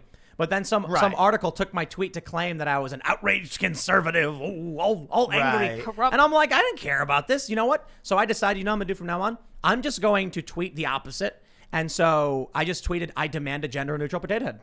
And then when Hasbro tweeted out, so do you see the tweet? Yeah, you go further. Do you see the tweet from Mark Dice where he responded to it saying it's time for Republican states to secede? So in response to Potato Head's story, he tweeted, and then all the leftists were like, they've gone crazy. Slightly hyperbolic. So when Hasbro announced that they didn't actually get rid of Mr. Potato Head, I tweeted, it's time for Democrat states to secede. So it's like, call me right wing then. Just whatever. So now I just decided. Yeah, you're messing with them. I'm just, Michael Malice tweeted because we had Ethan Suplee on the show, and then he tricked Lydia into bringing him up. Oh my gosh. To what? He texted Lydia and he was like, talk about me. Yeah, he did. It worked. But I said, He's I funny, learned from the best, Michael. I learned from him how to tweet properly, because his tweets are always, you can't tell. They're very opaque. You don't know what he's saying. Yeah, he's sort of, in a lot of times, is wrapping logic into weird places too, right? And the easiest example to explain to people is when Trump would tweet something, he would say, we don't deserve him. So you don't know if he's for or against Trump. It's I think just neutral comedy is the best. And what was that guy's name? Eddie Murphy. Eddie Murphy. No, the dude Kaufman. Andy Kaufman. Andy Kaufman. Love his comedy. I mean, people didn't know if it was real or fake. And I think that's the most, because so many, sad to say, stupid people that are bathing in stupidity think it's real, which is funny to me. But it's also, I think, can be dangerous. It is. Yeah, it depends on the time and place. The Kaufman thing makes me laugh because I watched the Comedy Store documentary. And it's so funny, like, to go back and how much things are romanticized. Like, even comics, like, that they're, oh, this guy was such a killer, but what you don't remember is how much they bombed at the time. Right. But I was watching the Jim Carrey on the Comedy Store documentary, and he goes, before every, when he did a bad gig, he would go sit in the piano and then close the piano, and he goes, I won't come out of the piano until until I've had my punishment and the show's over. And then he would get out of the piano, and I go, if any of my friends did that, I would be like, I am done with this loser. Like, can you imagine how annoying that would be if Ian had a bad show and he goes, I need to punish myself by sitting in the thing and I'm going to be in the fridge all night. And you'd be like, all right, we need to deal with this Ian guy. And he's like, but then in the history books, they write it as like, Ian was the greatest genius. He was such a, creative genius. He was so in his head. But at the time, you'd just be like the biggest eye roll in history. Anyone doing that nonsense. Just be in their refrigerator. But that's what I mean. Kaufman's great, but I bet you a lot of the things people were probably just like, can you not do I mean, this? look, Saturday Night Live in general is definitely romanticized.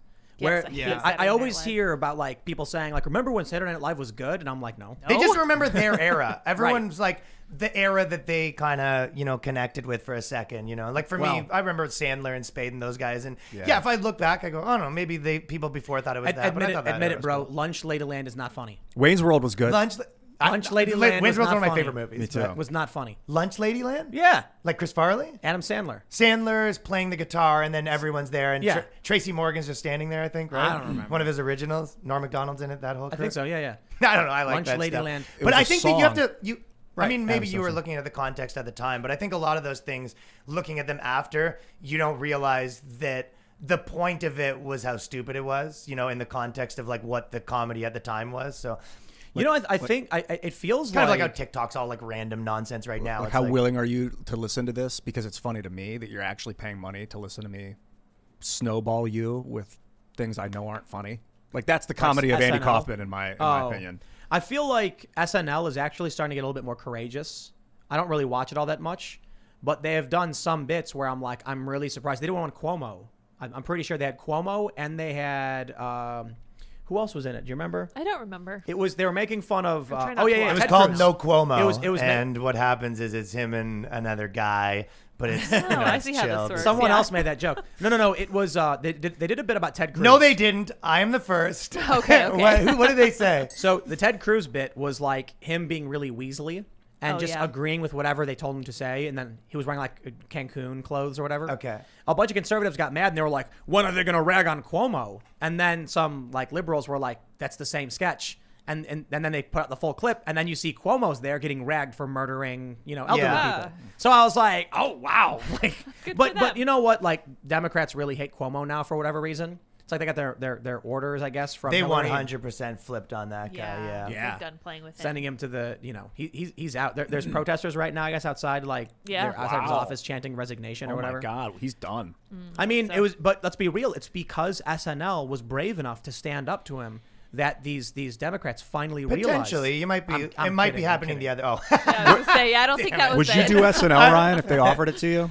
I've had conversations about doing that, lots of that stuff, but I'm fairly not interested in general to take. I mean, I was in like traditional media my whole career in Canada, and when I came here, it's like I was pretty into doing the other things. So the same way that I'm saying these corporations and all that stuff, like there's such a cost of that. Like right now, who's all the best people? They're all kind of doing their own thing. Like I think I'm making good things right now, and those like systems, the money isn't a lot of times so much greater for all the nonsense you have to deal with, all the slowing you down. And I think that maybe in 10 years, I'd be, let's do one of those. But I think right now it's just, that would be like just ultimate like handcuffs. Yeah. I also feel like the comedy you put up on social media is standing on the line of where you're legit poking the censorship bear.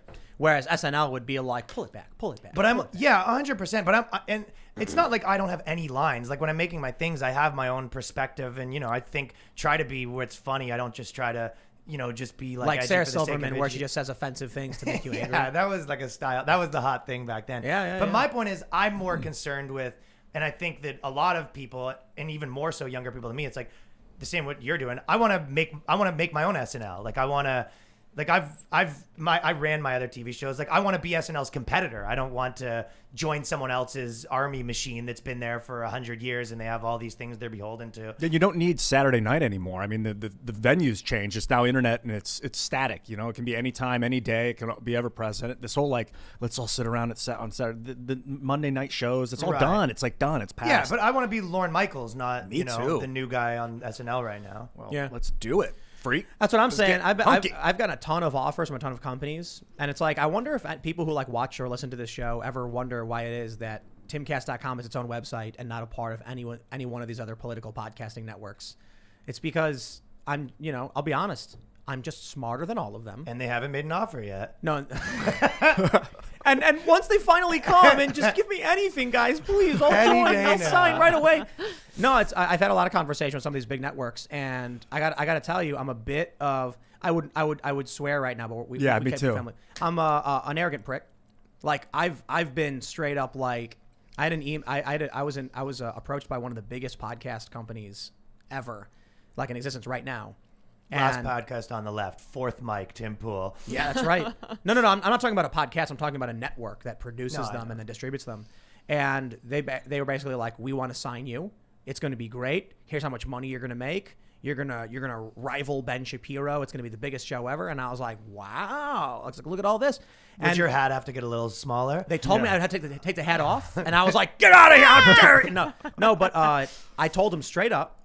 So the general idea is there's a lot of interest in a moderate, like left-leaning podcast because you have a lot of leftist podcasts, you have a lot of offensive humor podcasts, and you have tons of conservative talk radio. And so they're like, we like the space you're occupying because there's definitely a market there. And I said straight up, if you get me a contract that is legitimate and fair and doesn't waste my time, I'll sign it. But you know what they do in the entertainment industry? Because you probably deal with this. They send you the stock garbage contract that basically says you work for us, you sign this over. And I responded one time with, I will give you one more chance to send me a real contract offer. And their response was... And he put the slap emojis in between the I words. put the claps. Send me the real contract. They say what I hear often is, look, it's standard business. Just send it to your lawyer. And I said, have a nice day. You didn't want to get the lawyers involved. The issue is, if you expect me to do business with you under the pretense that I have to spend thousands of dollars on a lawyer to fix your garbage contract, you're wasting my time and money. So I don't feel comfortable doing business with you. You're making millions of dollars being an independent contract, basically working for yourself. Why would you ever give that? I understand Rogan, I guess. I mean, $100 million is a lot of money, but why would you ever give up your creative freedom? It's like he might have done, whatever. Everyone has their own reasons. But like right now, where the energy is in making things and where the energy is in entertainment and especially comedy is not in the like mainstream platforms right now that are, have a bucket of problems. Which is kind of it's a fun way to look at it. Is every one of us, in entertainment. When I was in music, same thing. You kind of are like, you don't want to sell out, right? There's this idea that like you want to kind of stay true. And they're making it real easy to not sell out. Right. Because you go, these places suck. They don't even really want you to begin with. So it's like they're, reluctantly giving you contracts just because you're popular. So it's like they're making it pretty easy to be like, They promise you everything and give you nothing. Yeah. And that's usually what it is. And so it's like... And then now they're, look at, you make so much money. They go, these people... That's the only way to do it is to give them Rogan style, where like they drop a big bag of cash because they're so late to the mark. Yep. Look at these young guys, the Nelk Boys, Logan Paul, these guys. It's like if you want to get them to do anything, it's like these guys have so much money. It's too late. So what are you offering them? Exactly. You're Tying their hands behind their back. No, the thing that they think they're offering you is like legacy. But you get to go to the. You get to be shift manager at a Blockbuster. It's 2003. That's things are going pretty good. They're essentially, they're offering you the middle management position in Hollywood. But you get to be pretty friggin' famous. You'll meet Brad Pitt more likely, all that kind of stuff. So it's the legacy nonsense. They want to give you the watch, right? I also think that I think like our generation cares a lot less about that idea. Yeah. There's a lot of people who want sure. that prestige, but I'm like, I don't. Look, I think Brad Pitt was amazing in Fight Club. I think he's done a bunch of great movies. I think he's got dumb politics. If I met him, I'd say, oh, cool, dude. Like, Fight Club is an amazing, amazing movie.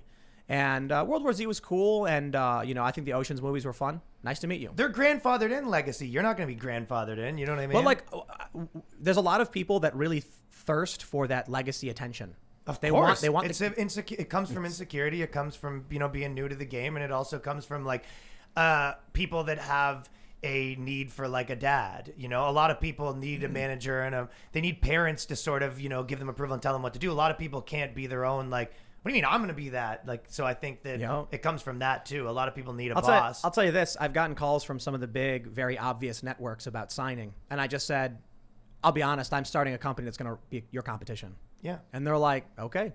And I'm like, so I don't want to sign under you. I'll get back to you in 5 years when I'm making you the same offer and I'm buying your company out. Oh, smackdown. He said that to the local Arby's chain. Dude, I've Good food. Let me tell you a story. So I worked for Vice. How about you work for my hot dog truck? You think I'm joking? No, you said that to Vice? Let me tell you a story. So I once heard a story about, I was reading about Vice. I worked at Vice. I got flown out to Antalya, Turkey to party with the executives and the higher-ups. And hung out with Shane sometimes, like a couple times. Not like I was good friends with him or anything, but Shane Dawson, YouTube. Yeah, that's right. A few things. Not there. Shane The Smith, one and the only. CEO. But I read a story about how when they were up and coming, he went to this meeting with like Viacom, and he was walking around like looking at the expensive paintings and like checking out the furniture and everything as if he was expecting to have it and own it and buy it. And his attitude was very much, I'm smarter, I'm better, I'm faster, and I'm going to buy you. And then where did the guy end up? Look, you can complain all day and night about Vice, but for a while they were the cream of the crop in terms of digital media, and they were worth an obscene amount of money. And then the dude cashed out. Still are, yeah, or he is at least. Well, he cashed out. He's rich forever, and so I heard these stories, and I've just straight up been like, that's the attitude. You're sure of yourself. You don't got to be a dick, but you go into these meetings and you're like, I know what I'm doing, and I'm so confident in what I'm doing. I don't want your money. I don't need your money. In 5 years, I will own your company. The first part of it's the hugest part. You know what you want to accomplish. And that's not always you can put in words. Sometimes it's energy. You kind of know where you want to go, like what you want, mark you want to leave, like what you want to create, what energy you want to kind of leave on this world. And you look at these places and they offer you things. You go, I don't think this helps really, And sometimes it might, right? And you might align. But right now, they're doing their best to make themselves unattractive to the top talent. Yep. Come here. You'll make a good amount of money, but you'll have no long-term prospects because we'll own the IP. If you do anything, we can make you disappear. But there's also, with the canceling stuff, with everything that's happening in the world, you go, if I was coming out of university, like college right now or high school, the obvious answer is, you gotta like start your own thing that you're gonna own, even if it's a small like whatever you do, it should be your own thing, because these jobs are too disposable. The world changes too much. You have to kind of create your own thing. Let's talk about Bill Burr in this context. So we have this story from CBR. The Mandalorian Bill Burr defends Gina Carano slams cancel culture. Comedian, actor, and podcaster Bill Burr calls out the toxic nature of cancel culture and defends his fired Mandalorian co-star Gina Carano. Well, good for him. Absolutely. But this story about Gina Carano exactly exemplifies what you were just saying about why take the risk. You sign with one of these companies, they could just snap their fingers and fire you because you said a word someone didn't like at some point, maybe in 6 months, maybe in a year. Take it away as quick as they gave it to you. Yeah, and the problem is, let's say you sign a deal that says, like, maybe they're buying you out, or maybe they're like, okay, we're going to buy your show, we'll own it, and we'll pay you this large sum of money, and it's like, here's the money up front for the show, and then you'll get X amount of dollars to continue producing the show as lead producer, executive, and then they also have a morality clause where it says if you do anything obscene, they could terminate you. You're like, I got this really great deal, it's awesome. Let's be real, Joe Rogan, I'd have to imagine that Spotify has some control in that regard. Yeah. Where they could, be like, oh, look what you said, and, we terminate. I don't want to necessarily, talk about Joe's deal because who the hell knows, but I think that all of this stuff, they want to take this as just a given. You know that old thing where it's like these people think they can just move chess pieces around and, people don't react to what happens. But the truth is, like, I know people with normal jobs and they go there and they make them sign the clauses about what they put on Twitter and what they put on Facebook. And you go, people are starting to realize this when they get this. Now, the same way that if someone gives you a job and you go, oh, it's 50 miles away from my house, that's going to be a bit of a pain. The same way you're getting a contract that says, you can't be on Twitter, you can't do this. So all it takes is for other companies to realize, like, there's monetary values on all of these things. If I go, okay, I get 60 grand here for whatever, my middle job or whatever, but I'm allowed to say whatever I want. Or this place is offering, 65 grand, but they kind of, is this 5 grand worth me not? But a lot of people don't know. I think people are starting to factor these things intrinsically. The level of what these places are asking for you. They want you to act like you're the president to work at a friggin' bank. Well, let me read a little bit from Bill Burr to show you what he said. For those unfamiliar, Gina Carano, she was one of the stars on The Mandalorian, the Disney Plus show. It's a Star Wars show. And she posted on Instagram. The photo she used was of actual Nazi Germany. Probably not a good photo to use. But the context was, don't demonize your neighbors over their political views. She didn't compare anybody to Republicans or anything like that. She actually just posted the Amazon logo. Yeah, it was just the Amazon logo. Yeah. But here's what Bill Burr said. They said on the Bill Burt podcast, he said she was an absolute sweetheart, super nice effing person. Unless she did some truly horrible ish or said some overtly racist ish, he continued. I don't know. I think there is just too many channels. And then you got to do sensational ish. I don't know what the F it is. I'm on that effing show. Now I got to watch what the F I say. I think that was actually great on Bill Burr's part. Yeah. But it represents the everyman. But that's the point. So they could cancel him for this. They could cancel him for this. He's probably got a morality clause in his contract that says if you say something offensive, but who defines offensive? So he comes to the defense of Gina Carano saying she was super effing nice. Oh, give me 2 seconds for some woke leftists to get angry. And then Disney's going to be like, Bill, you can't come out and defend this stuff. No, they're probably not going to do it. But they could if they want to. Who in their right mind would sign a dumb contract like that? Well, this is for him specifically. He doesn't need these things. And he's in the position of power a little bit where if they go, oh, we kick him off this show, he go, oh, whatever. Okay, whatever. It's the 10th thing I do. You know what I mean? Yeah. So there's like a power dynamic when it stops being something you need and something that you could do or not do. But there is a bigger issue there. The cascade effect. If he gets canceled from the show and then Disney issues a statement saying he defended racist comments and was extremely offensive and we had no choice, then other companies might be like, look, there's a backlash going on. We don't want to absorb any of that. Not to just be like the complete like free market will sort it out guy. But yeah, and if that happens, the next generation of people like me and my friends are going to be like, no, don't take a job on those places, dude. Do you remember what happened to Bill Burr? That's exactly what's happening right now. Exactly. That's exactly what we're saying. Yeah. So I won't. This is why I don't sign any of these contracts. I know that if I sign any of these deals with any one of these networks, it's a matter of time. Yeah, dude, I don't even trust these. Live like that. I don't even trust these conservative networks. I don't think they would have your back if you said something you truly believe. Well, also, even if they will right now in this context of like the culture war dynamic, what does that look like in a year and a half? I don't know, man. Things change pretty quickly. Yeah. I mean, maybe I would argue many of the conservative channels have much more integrity than many of the traditional Hollywood type stuff. I just wouldn't sign those deals. Ideally, in my, what I've kind of said, I like the idea of a non-partisan network to begin with. Like, even when, like, think about music, it's kind of like what you want is like a guy that's like, hey, I don't really get it, but the kids seem to. Not a guy that like has a lot to say to you.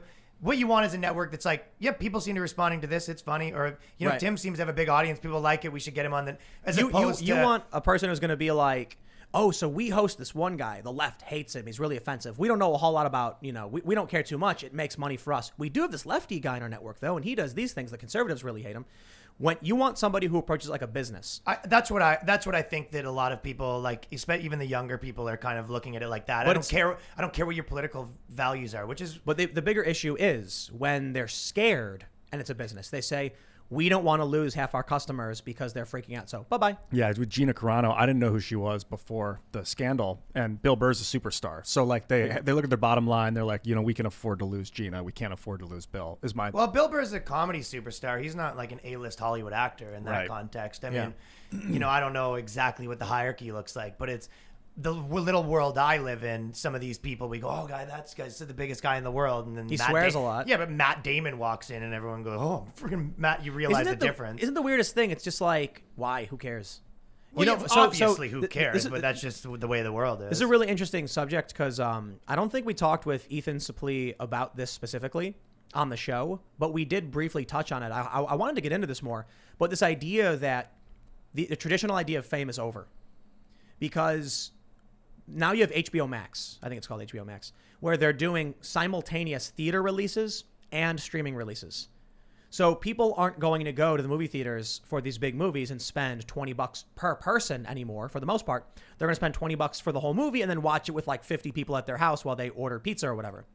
So why would someone cast Tom Cruise, Brad Pitt, who was the person you mentioned? Ben Affleck, Damon? Matt Damon. One One of of those. one of those guys. the two brothers. You book them because you put their name on top of the movie, right? Yeah. Yep. And that way people see it in the marquee and they see it in the ads and they say, ooh, I want to go see this, and they go to the theaters.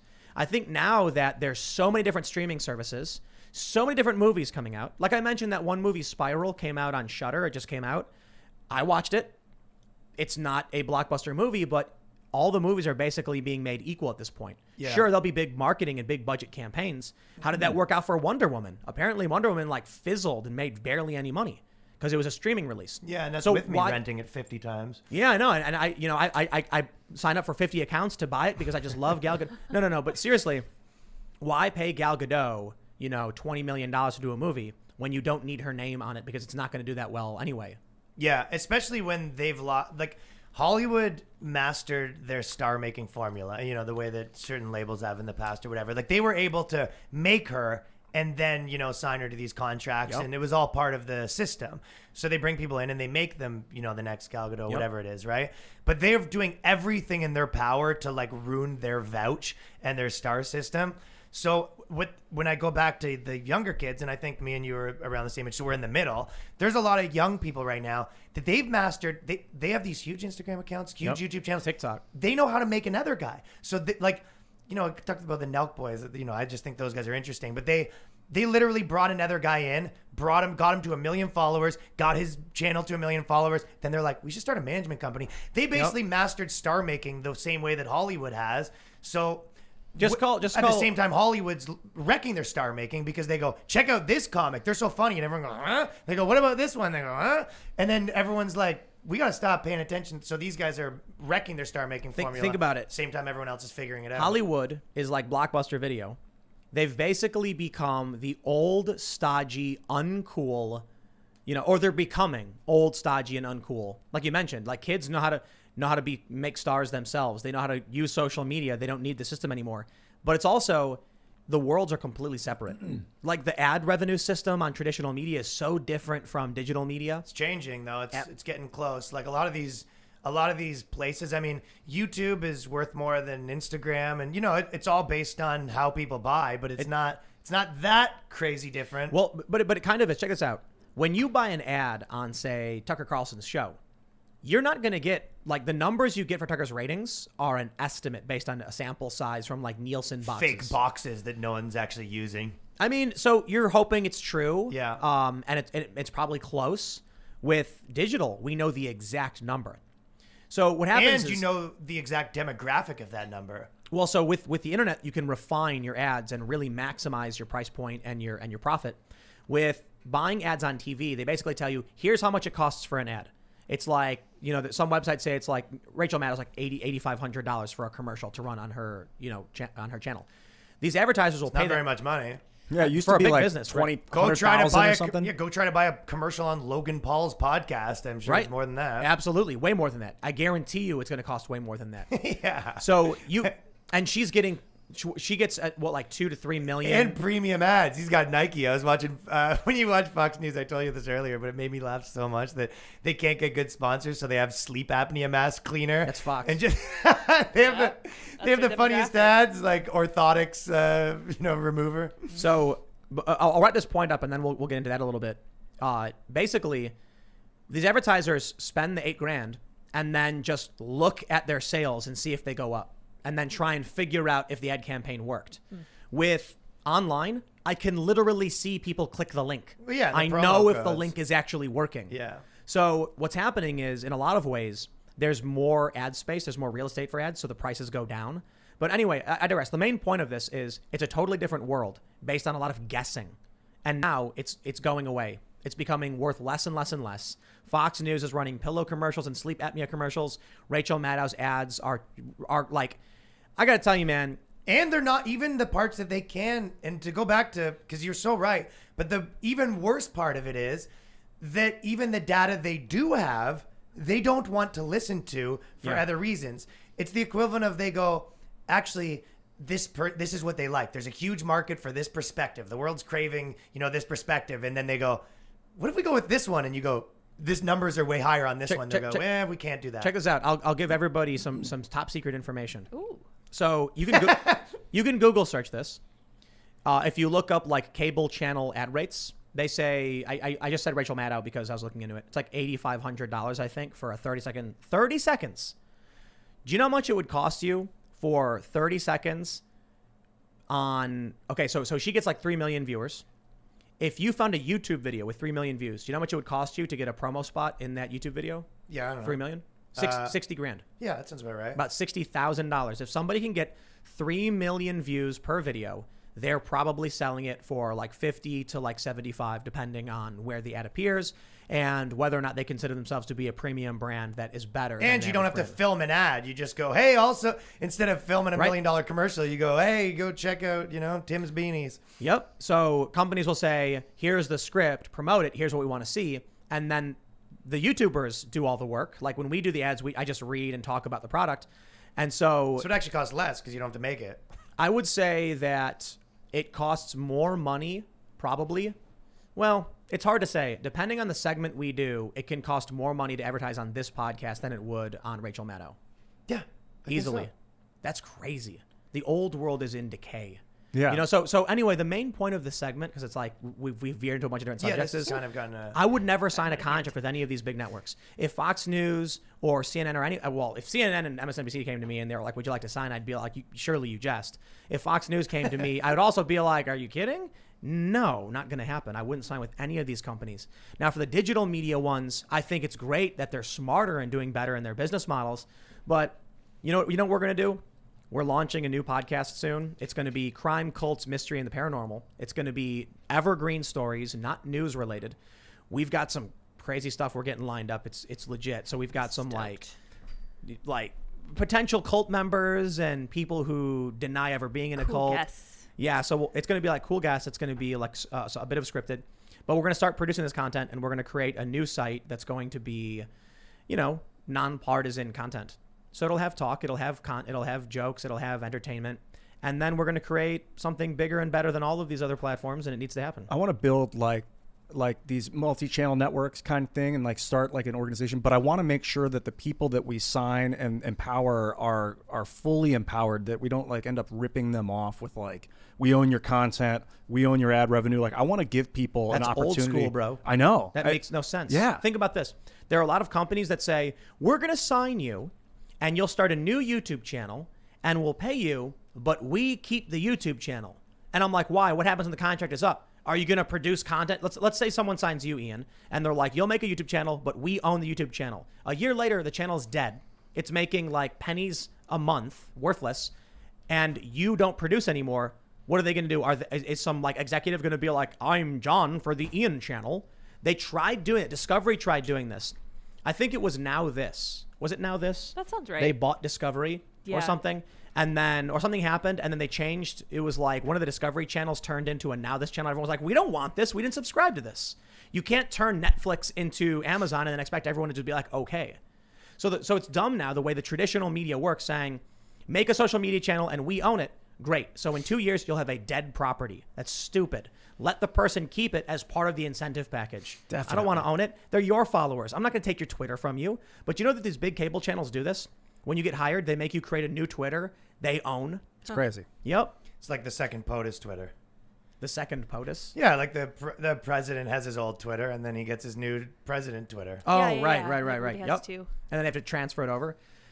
It makes sense to have in your contract, like, you'll make the channel, and for the duration of our contract, we get the revenue from it, and we control it as if we did own it. Upon your contract ending, then Well, a lot we'll of arrange times I the guess they transfer. they keep the show going without you. That's the other thing they reserve. Well, but I mean, like, a lot of these deals that are happening now with YouTube are like, we're going to sign you to do a new YouTube show that you host because people really like you, and then we keep the channel. And I'm like, okay, then keep the dead IP after I leave. It makes no sense. The deal should be... Yeah, but then they go Timcast in IRL hosted by DJ Qualls. DJ Qualls? Yeah. Wow, what a throwback to that guy. Where did that come from? I just thought it would be a good replacement. Heck yeah. I was telling Tim that Dude, I'd be stoked to have him on the show. That'd be awesome. I What's he want been to up do like build a network like that where you empower the user to own their own content and to like see them flourish, but you just kind of create like a seed organization. That's like an MCN a little bit. but like inverted, where you're not in it to rip these guys off. You really want to see them get better, because that's how you attract the best I'm people sure anyway. if you asked them, they wouldn't say, "Oh yeah, we're in this to rip these guys off." Right. They all start like that. Well, I was involved with Maker Studios in the early days. Yeah, and the big one. Yeah, I watched a lot of the contracts go awry. Like Philip DeFranco was part of it in the very beginning, and they wanted all his revenue. And he was like, "Why am I?" Realized pretty quick. He was the first one to realize, like, "Why am I doing all this work and paying all this revenue to Maker when I could just be keeping it all myself?" Peace, Right. guys. So I took that as like, I learned my I've lesson had a from lot that. of conversations with these YouTube people, and you're kind of like, I don't listen. I'm like a loopy guy, but I don't think I'm stupid. And then I like have these conversations, and they sell me the whole pitch, and I go, okay, I just listen to you talk for like 20 minutes, and I, like, honest to God, have no idea what you do. Going for. What do you guys do? I All go, right, what do well, these companies do? I have They're a- like, no, and we have take your channel, and there's like tips and tricks, and we maximize this and maximize, and you go, what are you talking about? What do you do? I have a big announcement to make, ladies and gentlemen. We are here today with Ryan Long on the spot. I'm going to make him an offer right now to join the new network. Now, here's the deal. We're going to make a new channel, and we're going to call it Ryan Long Comedy 2. We own it. We get all the money. Didn't you just tell me this is the And- worst idea? And no idiot would take this. That's the joke. And Yeah. Oh yeah. But then We keep it. You can't have it. Ian started talking But about you'll work 80 I will play hours a week. Ryan. making all the money, and then Tim's like, And we're- I didn't and- forgot about this making all the money part. Yeah. And we're replacing you with Ian. Yes. Oh, When- yeah, yeah, We're yeah. Once the recasting contract's Ryan up. Long. Yeah. No. We're just straight up doing it. We're buying you and then recasting you with Ian. Buying the IP. Yeah, I'm in. Perfect. Ryan Long comedy too. It's a win-win. Yeah. Lose. Starring Ian Crossland. It's number 2, and it's there's like a little poop emoji because it's double entendre. That's how it- Perfect. All right, let's go. Comedy. Let's take some of these super chats from a lot of people who are It's time. having some questions and stuff, talking about Static Shock and all that. If you haven't already, go to timcast.com, sign up to become a member, because if you've been listening to this episode thus far, I can only imagine that the exclusive members-only content is going to get us in serious trouble, because Ryan really, really just is poking the bear as much as possible. You're giving me the funniest intro where you're like, this guy is gonna be no holds barred. And so then barely as a soon few as we holes. finish, you're gonna be like, okay, do your edgy thing. and he's gonna like put on a suit and tie before. So Ryan, when 6 million people died in the Holocaust. No. Yeah. Nope. No, we're not being that edgy. Not that. Although apparently you don't need to watch the exclusive episode now because he's already saying these things. Giving No. it away for free, Let's read Ryan. super chats before Ryan gets Before we his get banned canceled. from the internet. Awesome. All right. Smash that like button. And again, timcast.com. Don't forget to subscribe and share and all that good stuff. America Float says people watching this content night after night may also enjoy America Float's channel and the AF's Deep End Sidecar channel. Thank you, Tim, for watching what you say and keeping your channel afloat. Very cool. That's the best way to get a free ad spot on this channel. That's not bad, eh? That's $10 easy, bucks? right? Yeah, better than 10 60 bucks. grand. That's right. That's well written. I like that. Christine H says, have Caitlin Bennett on the show. Does she get mad that they call her Gun Girl? I don't think so. They call her the Gun Girl. Joe Kush says, please invite Agent Smith from China Uncensored. Are we going to We're invite? having China. Oh wait, yeah. I'm not allowed to say. It's not a secret anymore. Yeah. Well, Trent Lamalino says, dude, I always push my friend about wanting a Static Shock and Zoids live action show movie. It's a bummer they're changing Static Shock to be some stupid Black Lives Matter protest thing because the original story was legit. That's too bad. Whatever. I guess kids, they're probably, it's like some 13-year-old like, that stupid old man thinks Static Shock is dumb. What a loser. He's so dumb. Yeah, but there is also that thing of, and it always goes back there, but it's like, can't you just make new things? Like if Hollywood wasn't so friggin' lazy, they're like, if you want to make a Black Lives Matter superhero, make a Black Lives Matter superhero. Yeah. Do you I had the have to retconning. just like take everything and remake Steal, it differently? Like just start from scratch and write a movie. Are you not Hollywood? preach. All right, let's see what we got here. Someone's talking about Ryan. Sub-Zero Beef says Ryan Long equals pro breakdancer. Lace the loop. Is that true? I went on Luis Gomez's podcast in New York, and we were having a competition. He said that I couldn't do lace the loop. If you know what that is when you hold your one leg and then jump over the other leg. Oh, yeah. And then I did it and fell over and smashed their TV. Well, there you go. Brilliant. I still did it, though. Physical comedy. All right. What Broke says, Tim, I never super chat, but I'm begging you to look into getting JP Sears onto the show. YouTube channel Awaken with JP. Dude has arguably some of the boldest political commentary on YouTube. Yeah, but he's also a really, really big channel. The one thing people need to understand about getting other people who host shows is that they're like, I'd love to come on your show, but I host my own show. I don't have time, or why would I? You know what I mean? What the hell's that supposed to mean? It He looked at you Yeah, right when he said it. We can't get people that are like big, for Like example. super high quality. No. Like, how often do you put out content? He does JP does a sort of a similar thing to me, but I think he's very funny. And He's ripped. great. It's like what I'm trying to say is for people. I'm not saying this about JP in terms. He of does hosting put his out a own lot show. of content, though. There's people like Kyle Kalinske, for instance. It would be really hard to book because he does a daily show. When's he going to take time off his show to come do my show? That makes But that's no not sense. what JP Sears does. No, I know. That's why I'm saying I wasn't referring to him specifically about that kind of stuff. Did you just take my water? Oh, maybe. Oh, here's mine. Oh, jeez. You legit just took I know. my water Oh, bottle. We're no. stealing water from each other. Oh, Yeah. crap. Oh, we're I'm sharing cooties I'm growing here. a beanie. That's how you know. Beanie-itis. But you are right. It's for people that do a daily show. It is very difficult. Yeah. Yeah, it's almost impossible. All right, we got Nyasha Mizu says, keep up the good work. Would you be able to get Tom McDonald on your show? Yes, as soon as he's available, I suppose. Fellow Canadian. That's right. Oh. We're Dude, surrounded. we can't have. There's like 50 Canadians who You got I've Bird reached coming out on. to, and I'm like, would you like to come on the show? And they're all like, oh, that'd be amazing. When? And I'm like, as soon as you're available. And they're like, we're locked in Canada. Ooh, that'd be great. And I'm like, oh. So they can't come. Are they ever? Are they ever locked in Canada? Yeah. Yeah. So you got family up there right now? They are in certain places. So if you're in like Ottawa, they have a curfew and they actually give people tickets for it. So there's all these stories of, a woman that she was dropping her kid. I mean, they sound like freak cases, but they're lots of them. And I know people that have had this. She's dropping her kids off at her mom's house and she stayed there. And then the neighbors called the cops because there's 5 people there. And then they get a $1,000 ticket and people were just out. It's honestly so comical. Wow. I'm just like, yeah, country, you guys are out of control over there. But, I'm sure that some people that live some places are like, that's fine here and whatever. I'm not even obeying it and blah, blah, blah. But Not there, huh? They're locking people in hotels. so if you want to go back, this is the funniest one. And Australia has this too. So Australia is even funnier. So they basically lock you in a hotel and you really can't leave. And my buddy Evan Demaray, who's a comic from Canada, he was locked in the hotel because he's in Australia right now. And while he was there, one of the girls that was there was like, screw this. She's like a party girl, and she tried to escape. And then people filmed her trying to escape. So they got it on video. News covered it. Cops came. They found the girl, brought her back, and then they had a guard outside of the girl's door Is she to going make to sure jail or something? Yeah, she was trying to go to escape to go party, right? Wow. No, well, they bring her back. She was already in jail. And they bring her back to her current jail, and No, she but can they, only like- come out for a peanut butter sandwich. They charge people with crimes for that. Yeah, And they give I'm you, not like- sure the extent of what happened with this girl. But in Canada, they started essentially being like, okay, you have to stay at this hotel, and also you have to pay for the hotel. Yeah. So it's- yep. yeah, that's it's a couple ridiculous. grand. Well, yeah, so I'm just not going back. I Yeah. mean, which is fine, whatever. But All right, we got Greg Bohan. I'm probably pronouncing that wrong. He says, you want to talk about DC and social justice infestation? You should get a hold of Ethan Van Sciver on Comic Artist Pro Secrets on YouTube. His peers run him out of DC Comics and canceled him because he was a out Republican. Interesting. a gay Republican. Apparently. Only. Matt M says, Ryan, stoked to see your show next week in Orlando. Oh yeah, I'm doing Orlando and Tampa next month, and Doing again, shows buy tickets because RyanLongComedy.com for tickets because all of the shows have been selling out and they've been super fun. It's been cool to Look at this see guy all everyone coming famous. out.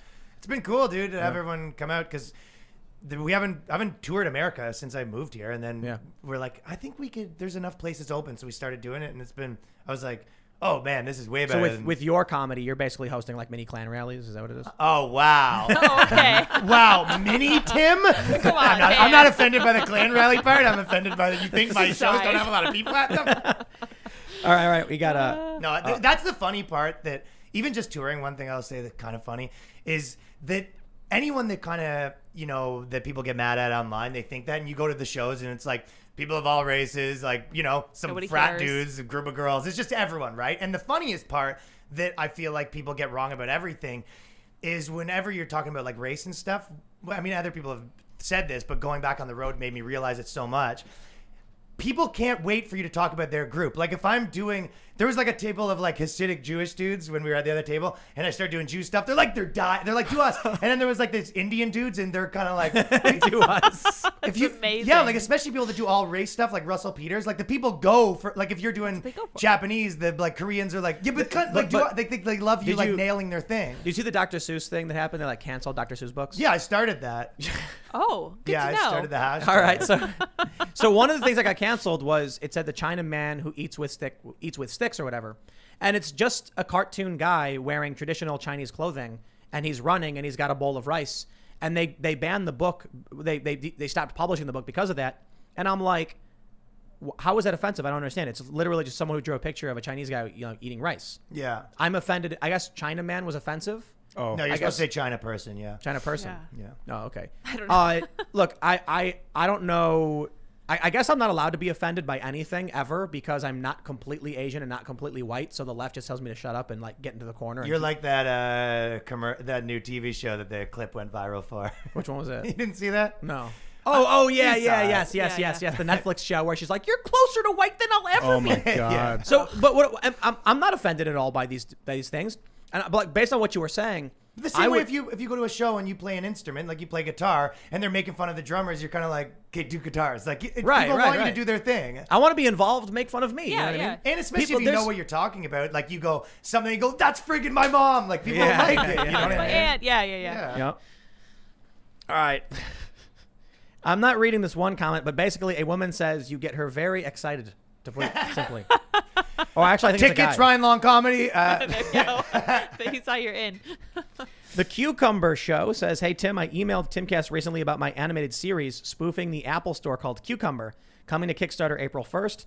CucumberHasRisen.com has story info and the trailer, as does our YouTube channel. Thanks. Hello, Lydia and Ian. Sounds cute. Hello. Yeah, it's the Green Lanterns porn is called Cucumber. The cucumber. Bo Jess says that Static Shock reboot sounds like Bible Man level Yes. writing. Yeah. Mainstream entertainment has basically devolved into early 2000s Christian media That's what quality. Tim was That's saying. what I'm Yeah. saying, man. Yes. You've been saying it's like a religion. I mean, Yeah, it's man. just And now another they're like- example. Listen, ladies and gentlemen, should we make? Should I tell people what's going on with Our Pillow? Maybe. Oh yeah. So I've talked a bit about it, and so Ryan is going to be helping me. Yeah, basically, I said I'll take your project to the top, kid. top kid. Yeah, And then basically what happened was I was leaving I was hanging out in the stands at a venue as Ryan was leaving, and he saw me and he went, "Hey kid," and he threw a burlap sack to me, and I caught it, and then and then I got the idea. No, so It's a good ad. Ryan's gonna be the idea for the Our Pillow, and this was basically what you said, was it's the most brutal pillow ever, but it has the right ideology, so you have to buy it. That's basically what they're saying about Static Shock and this woke media. The content is garbage, but it's the right ideology, so you have to watch it. It's Clapter. Yes, you know exactly. You ever see like Clapter? Yeah, where you get like no, but I have at my show the Clapter. So come Clapter. the Clap. Yes, I got it. I get it. Guys, it's getting late. Well, so the pillow. yes. Speaking of getting late, segue. Yes, we're segue, doing excellent. we're doing Our Pillow, and this is the first time Ryan's actually got too late on it. How would you rate Our Pillow on a scale of 1 to 10? Are you showing it right now? Oh no, you don't want to unveil You it. can go grab Yeah. it if you want. Do you want to unveil it? We've already shown it before. Oh, Yeah, well, it's then, been saved. It's then been saved. whatever. So you got to But lay yeah, on so it. you've got the new pillow. How would you rate it on a scale of 1 to 10? I liked it. I mean, for me, it wouldn't be for me, but like my girl, I obviously I have a separate blanket, and then she's in a burlap sack, so that could be a good. Perfect. That makes It sense. matches. Yeah, that could be a good addition. On the edge of the bed or the floor? She would be on the floor, right outside the door, kind of thing. You're a terrible person. Well, that's why I keep her water and food and stuff like that. So, where else am I? What? She's gonna be not when she gets thirsty. Don't you think it's a little wasteful to give such a glorious communist pillow to somebody? That's a little high class. Yeah, it's got to be for you, huh? yeah, expensive. it's gonna be for me. You're right. So they're going to be performatively expensive. You're right. She and, should not get a pillow. That's true. yes. Yeah, there you No, go. why would you waste it? No, Yeah. what she'll do is girls should all sleep in a woman's Hillary Clinton suit jacket with the hanger still in it, hanged up on the rack. That sounds comfortable. them in it, yeah. I could do that. I could Do you write this stuff down just to use for like later sketches? Should like write down this thing. You think I should have a sketch? Yeah. No, I gotta come to your show. And That's watch the sketch. this. Like how every woman sleeps. How every woman should sleep. I mean, I don't mean that one specifically, but you know. All right, let's read some more of these things. We'll read more. Mitch Stew says, Tim, I am going to resend you my resume and post it in your subreddit within 24 hours to show my interest in joining your team. I share your vision and would love to simply share my ideas. Also, I love you, Ryan. You are the future of comedy. Thank you very much. But notice he didn't call you the present of comedy. See, that was actually a secret burn. I have a video called "The Future of Comedy," so I'm wondering if that's That must be it. Hey, Yeah. there you a go. reference. Pando56 says, Ryan, need a sketch about Jessica Yaniv where she runs out of money and needs to start suing. She targets... She's kind of out of the news right now. I feel like her moment's kind of done. Yeah. Tim Dillon did a really funny one about the salons and stuff? No, the health minister or whatever. Yes, Oh, right. But It's Jessica you know, Yaniv. So this is not the craziest thing, but so I have a studio in Toronto, which I still have, but I'm getting rid of it soon. Oh, Uncle Pennybags here. And I'm playing, dude. I got a pretty leaky operation going on here. I gotta tighten that up, man. Yeah. I got a burlap sack holding my money right now. Yeah. There is leakage. Yeah, I do not need a studio in Toronto that I can't go to, but I'm subletting some of these things up. But so me and Danny were reading about the Jessica Yaniv thing or whatever, and while we were talking about the story in our office, like Danny's the guy I do the sketches with, we were like, this is crazy or whatever. And then at the same time, we're like, it's crazy that there's all this news stuff happening outside of our office, blah, blah. And at the same time, and we never realized it, but while we were reading the story, it was happening because it's across the street from my office, the spa where she went to try to get the ball waxing. Interesting. It was across the street from my office. So every day for 3 days, there was, Canadian TMZ there being like, what were the balls like? No. I don't know. Oh my But just trying to gosh. get the scoop. Ugh, So yeah, that's pretty crazy, right? Right. They're- That's across the street from my office, the place. serendipitous. Yeah. Yeah. Serendipitous. Very, yes. You have to. And more so, we were like, that is pretty nice to know that there's a ball wax in place I mean, yeah. that's true. in the area. Yeah, silver lining. United We Stand says, is it me or does Luke sound weird tonight? His voice seems higher and really loud too. Yeah. Really loud. Wow. Luke, you changed.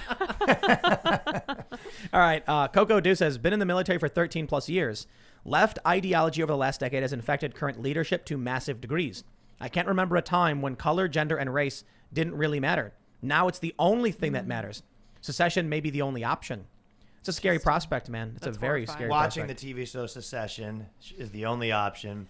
Forgetting about all your problems and just watching Kieran Culkin do his art. All right, let's see. Darth Sarka says, "Oh my, one chance to super chat. Okay, one, at least 2 anime discussions and no Attack on Titan. 2, well, of course.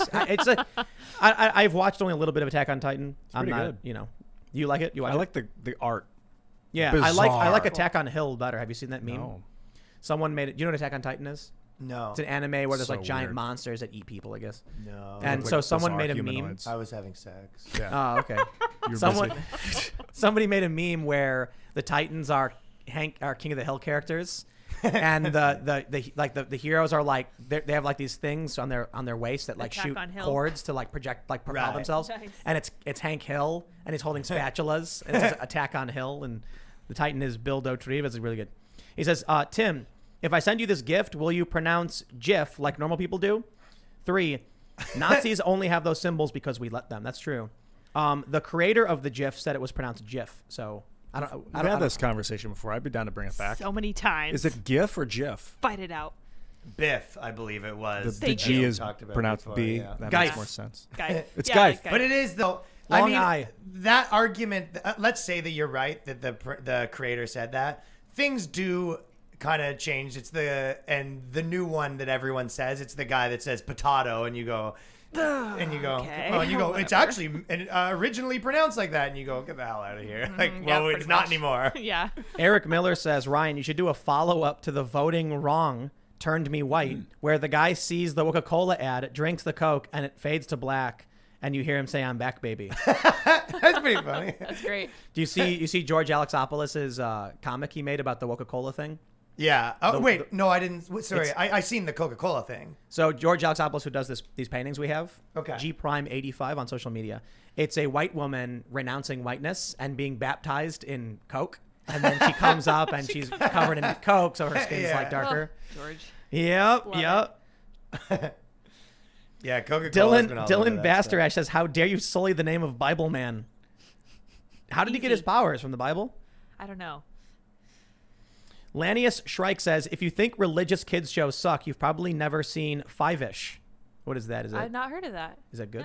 Must be. No, I've never seen that. I've seen 69-ish. Guys, Oh, it's this different. guy. It's way too late. that's for the private. Spicy. Is there any good I think they've made some good VeggieTales. Christ ones though. Passion of the Christ is a pretty good movie. That's not a like kid's you show. can make movies with a point Yes. without slamming it with propaganda. It's just you need to care more about like the making the good things first, and then your ideology is going to be in there anyway because Right. you have it.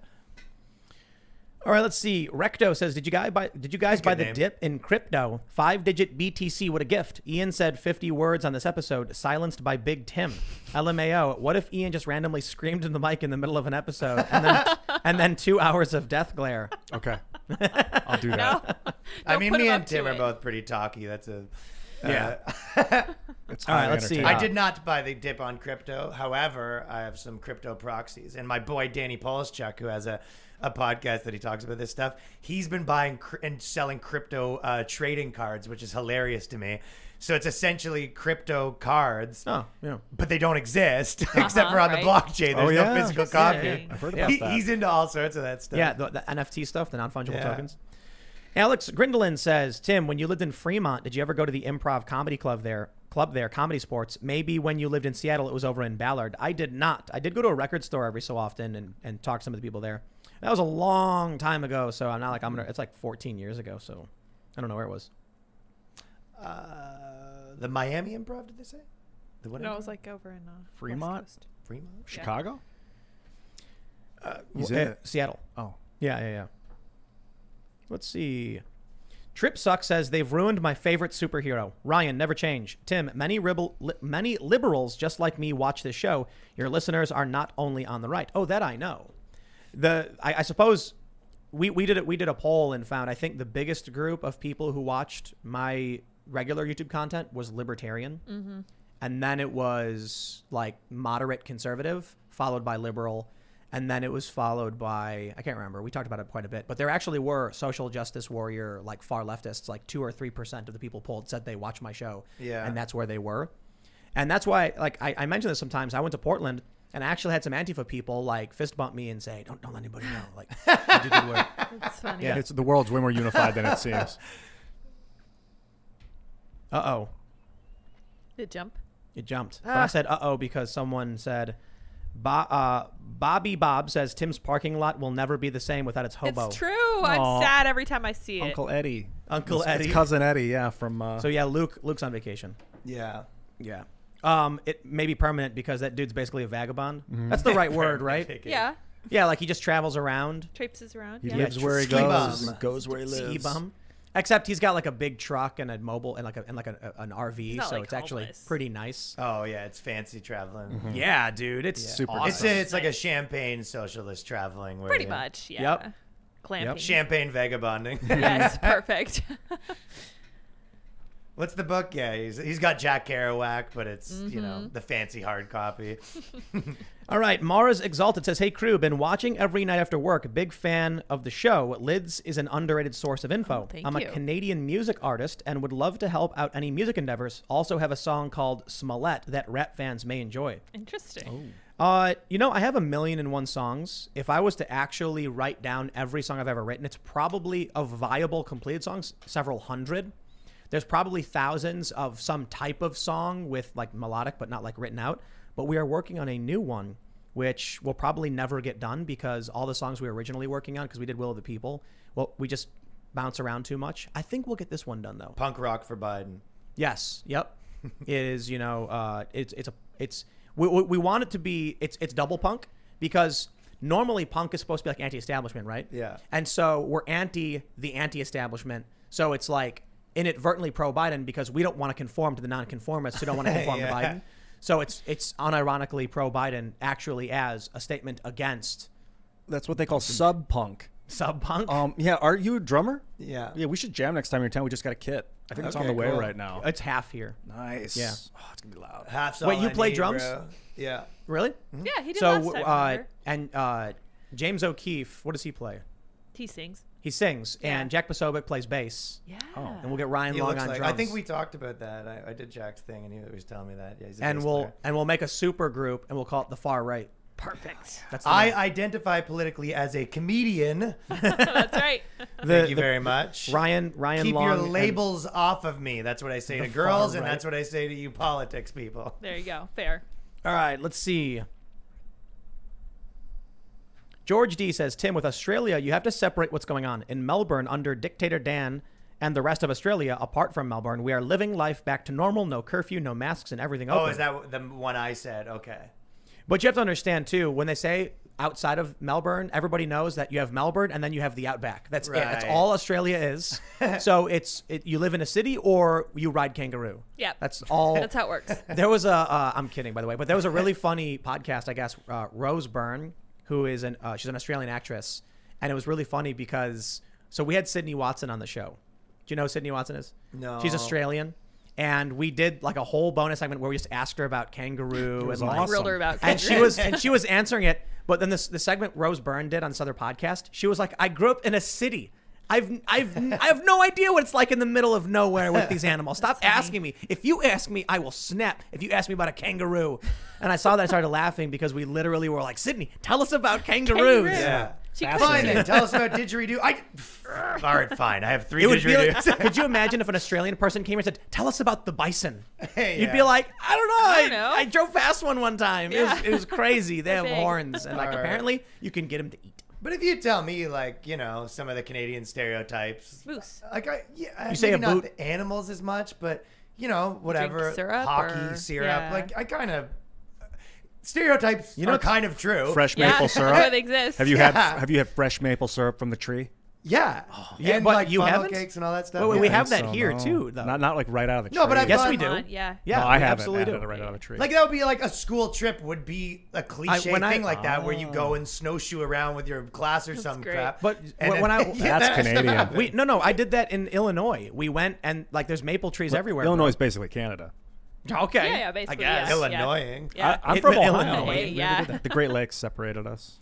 Yeah, I guess when the country peacefully divorces, Illinois and New York are going to join the United States of Canada, and then everyone else becomes. United Jesus States. land. That's the meme, Yeah, you know, yeah. Jesus land. Yeah.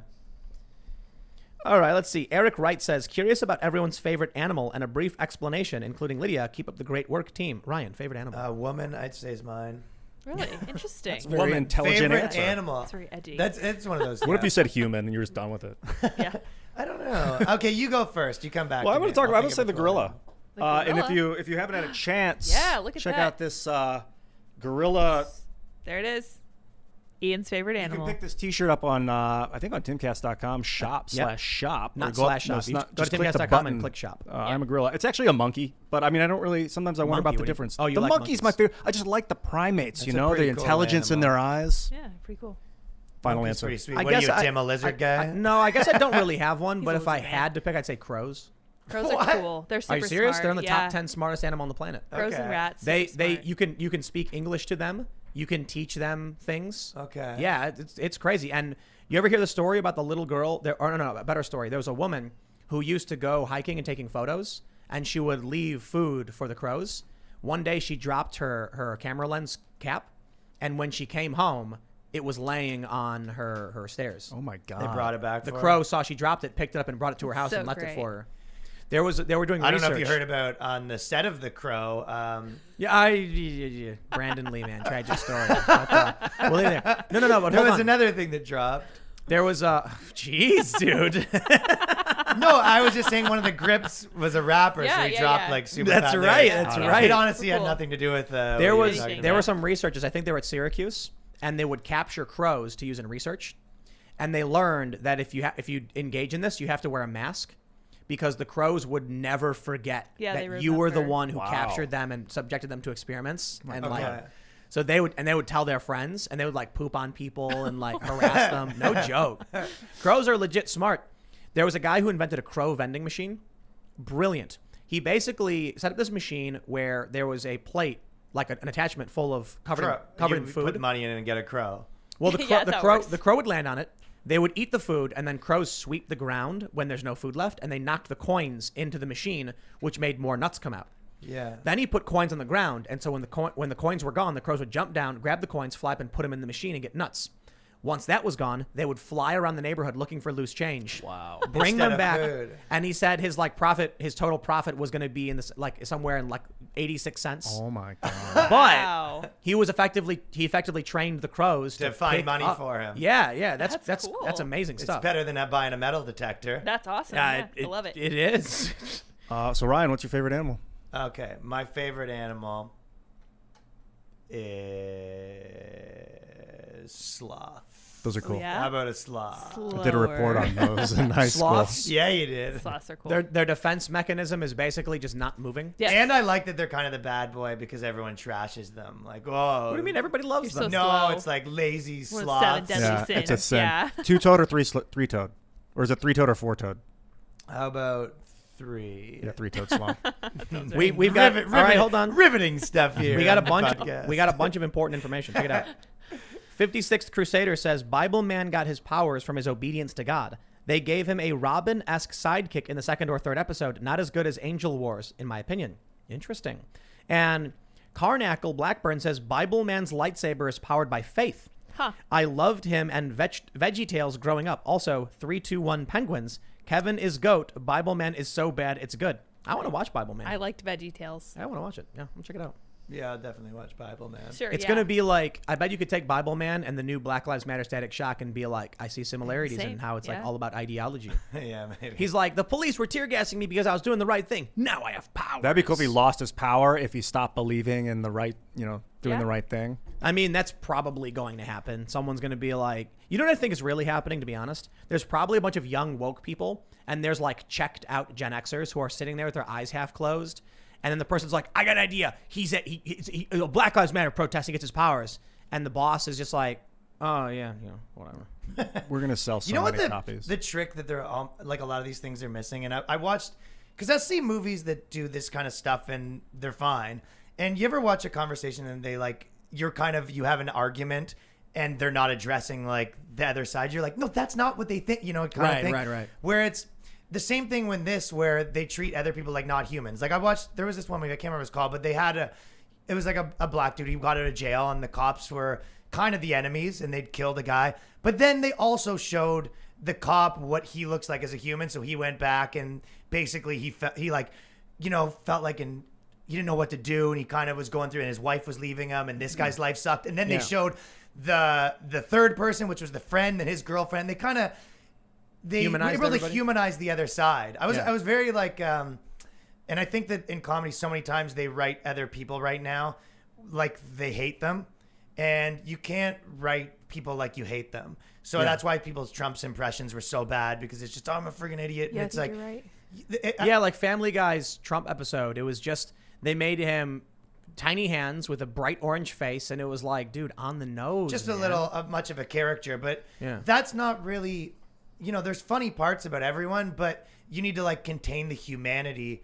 And I think it's when you're providing the opposite side, same as providing the opposite perspective. It's like even in most superheroes, it's like they're villains, not just all bad. Like something got him there, and you sort of see their side. That's how I feel about Hitler. I can tell you more about it in the bonus segment. Whoa! Listen. Don't get into your theories. Put it behind All right, the hold paywall. on. You so Understand the villain. All right, with these stories, I think about a lot when I'm like writing music.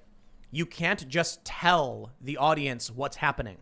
You have to like allow their imagination to guide them to some capacity. You can't write a song where you're just literally. So I wrote Will of the People, and it's telling a story, but a lot of it you can't see unless you watch the video. And so, like I'm talking to Nish today because we're writing the song, and she was like, there's a lot of information to convey in this that we can't get in lyrics. And I was like, that's like kind of the point. If you That's just sort of the new school where it's people kind of like, look, if you look at Lonely Island, they were writing songs knowing that the video was going to be part of the gags. And I think that a lot of people are doing that musically right now, where they're sort of picturing the video to convey something else while they're writing it. the song will be good, but with the video, you really understand it. Even That's true better. for Will of the People. Like you don't want them to be like, that guy, that villain is so evil. You just want the audience to see the villain's behavior and think, wow, that's very. You want the audience to think it, to realize it on their I own. mean, I think you know, that's It's you just guys like multi-tier. saying what you thing. said. But hold on, again, you know what's crazy to unnecessarily. me? I guess this is a relatively new thing in comics. I shouldn't say relatively new. It's been some time, but like the origin of Mr. Freeze in the Batman animated series. Do you guys know this? No. They won an Emmy. I think it was the first cartoon to ever win an Emmy. I think it was an Emmy. I'm not sure. But Mr. Freeze, originally comic book villains were like one-dimensional. I'm going to take over the world because I'm evil. Wah. Mr. Freeze his wife was terminally ill, and he was misappropriating corporate funds to do research to try and cure her disease. And when the boss found out, he was like, how dare you, shut it down. And then while they were fighting, he was like, no, I won't let you kill my wife. And he grabs a gun, and then the security guy throws him down, and then the cryogenic chemicals blast him, and then he gets turned into Mr. Freeze. And his whole motivation is he's trying to save his wife's life, and it's all about his own personal selfishness. So it was like it was an interesting backstory for a villain. Like Magneto also was kind of like, yeah, dude. and Doctor Doom, I think. But also. Magneto later on, I think originally Magneto was really one-dimensional, and then it was later artists who really made this amazing, like X-Men's genius stuff. And it's social justice stuff. This is the crazy thing. You know X-Men is social justice? Magneto was in a he was in a concentration camp in Poland, and they were in some of the artist comic book writings of X-Men is that Magneto is like Malcolm X and Professor X is like Dr. King, where Professor X is very much like through peace and reform we will bring about unity. Yeah, and that's Magneto a is trope in a million things. It's the peace and Definitely. reform versus the Black Panther was kind of that. Right. Yeah. So it used to be the villains were just like, I'm evil, wah! And then later on, they started developing villains to actually have legitimate motivations. And that then we now understood. they are now they're devolving where the protagonists are just one-dimensional. No, but it's not even that. The police in the Static Shock thing, it's like, get out of here or we're going to tear gas you for no reason. Pew, pew. Like, wait, what? Come on. Like, what's that show, Homelander? Is that what it's called? Where it's like The Boys. The Boys. Yeah. Yeah. And Boys. I think they took it too far because those are like overtly villainous heroes. That but show was pretty good though. I like Yeah, that's heroes that are corrupt or have a weakness or like you need that. Yeah. Otherwise, it's not a real Well, believable. that one it went into like the campy world a little Yeah, bit. it got way out there. Yeah, but there is something cool about the flawed superhero that is a human. Yeah. All right, we're going to do one more super chat. It is, what is this? Goo Bazooka.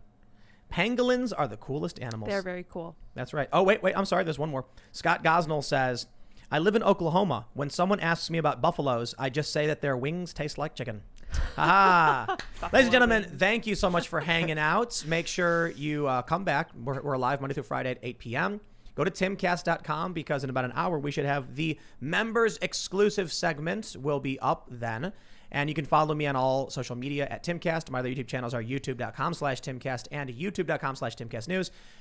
If you really like this show, consider sharing it, because I was having a conversation today, and the guy said people find out about podcasts from people who listen to podcasts. So it's like the only real way we make the show bigger and better and grow is if the people who watch it tell other people to watch it. So if you like it, by all means, sharing is the best thing you can do. But subscribe and smash that like button. You want to mention anything, Ryan, before we dip out to exclusive members only stuff? Also, while you're sharing the podcast, you're already there. You've got your finger on the dial. Ryan Long Comedy on YouTube.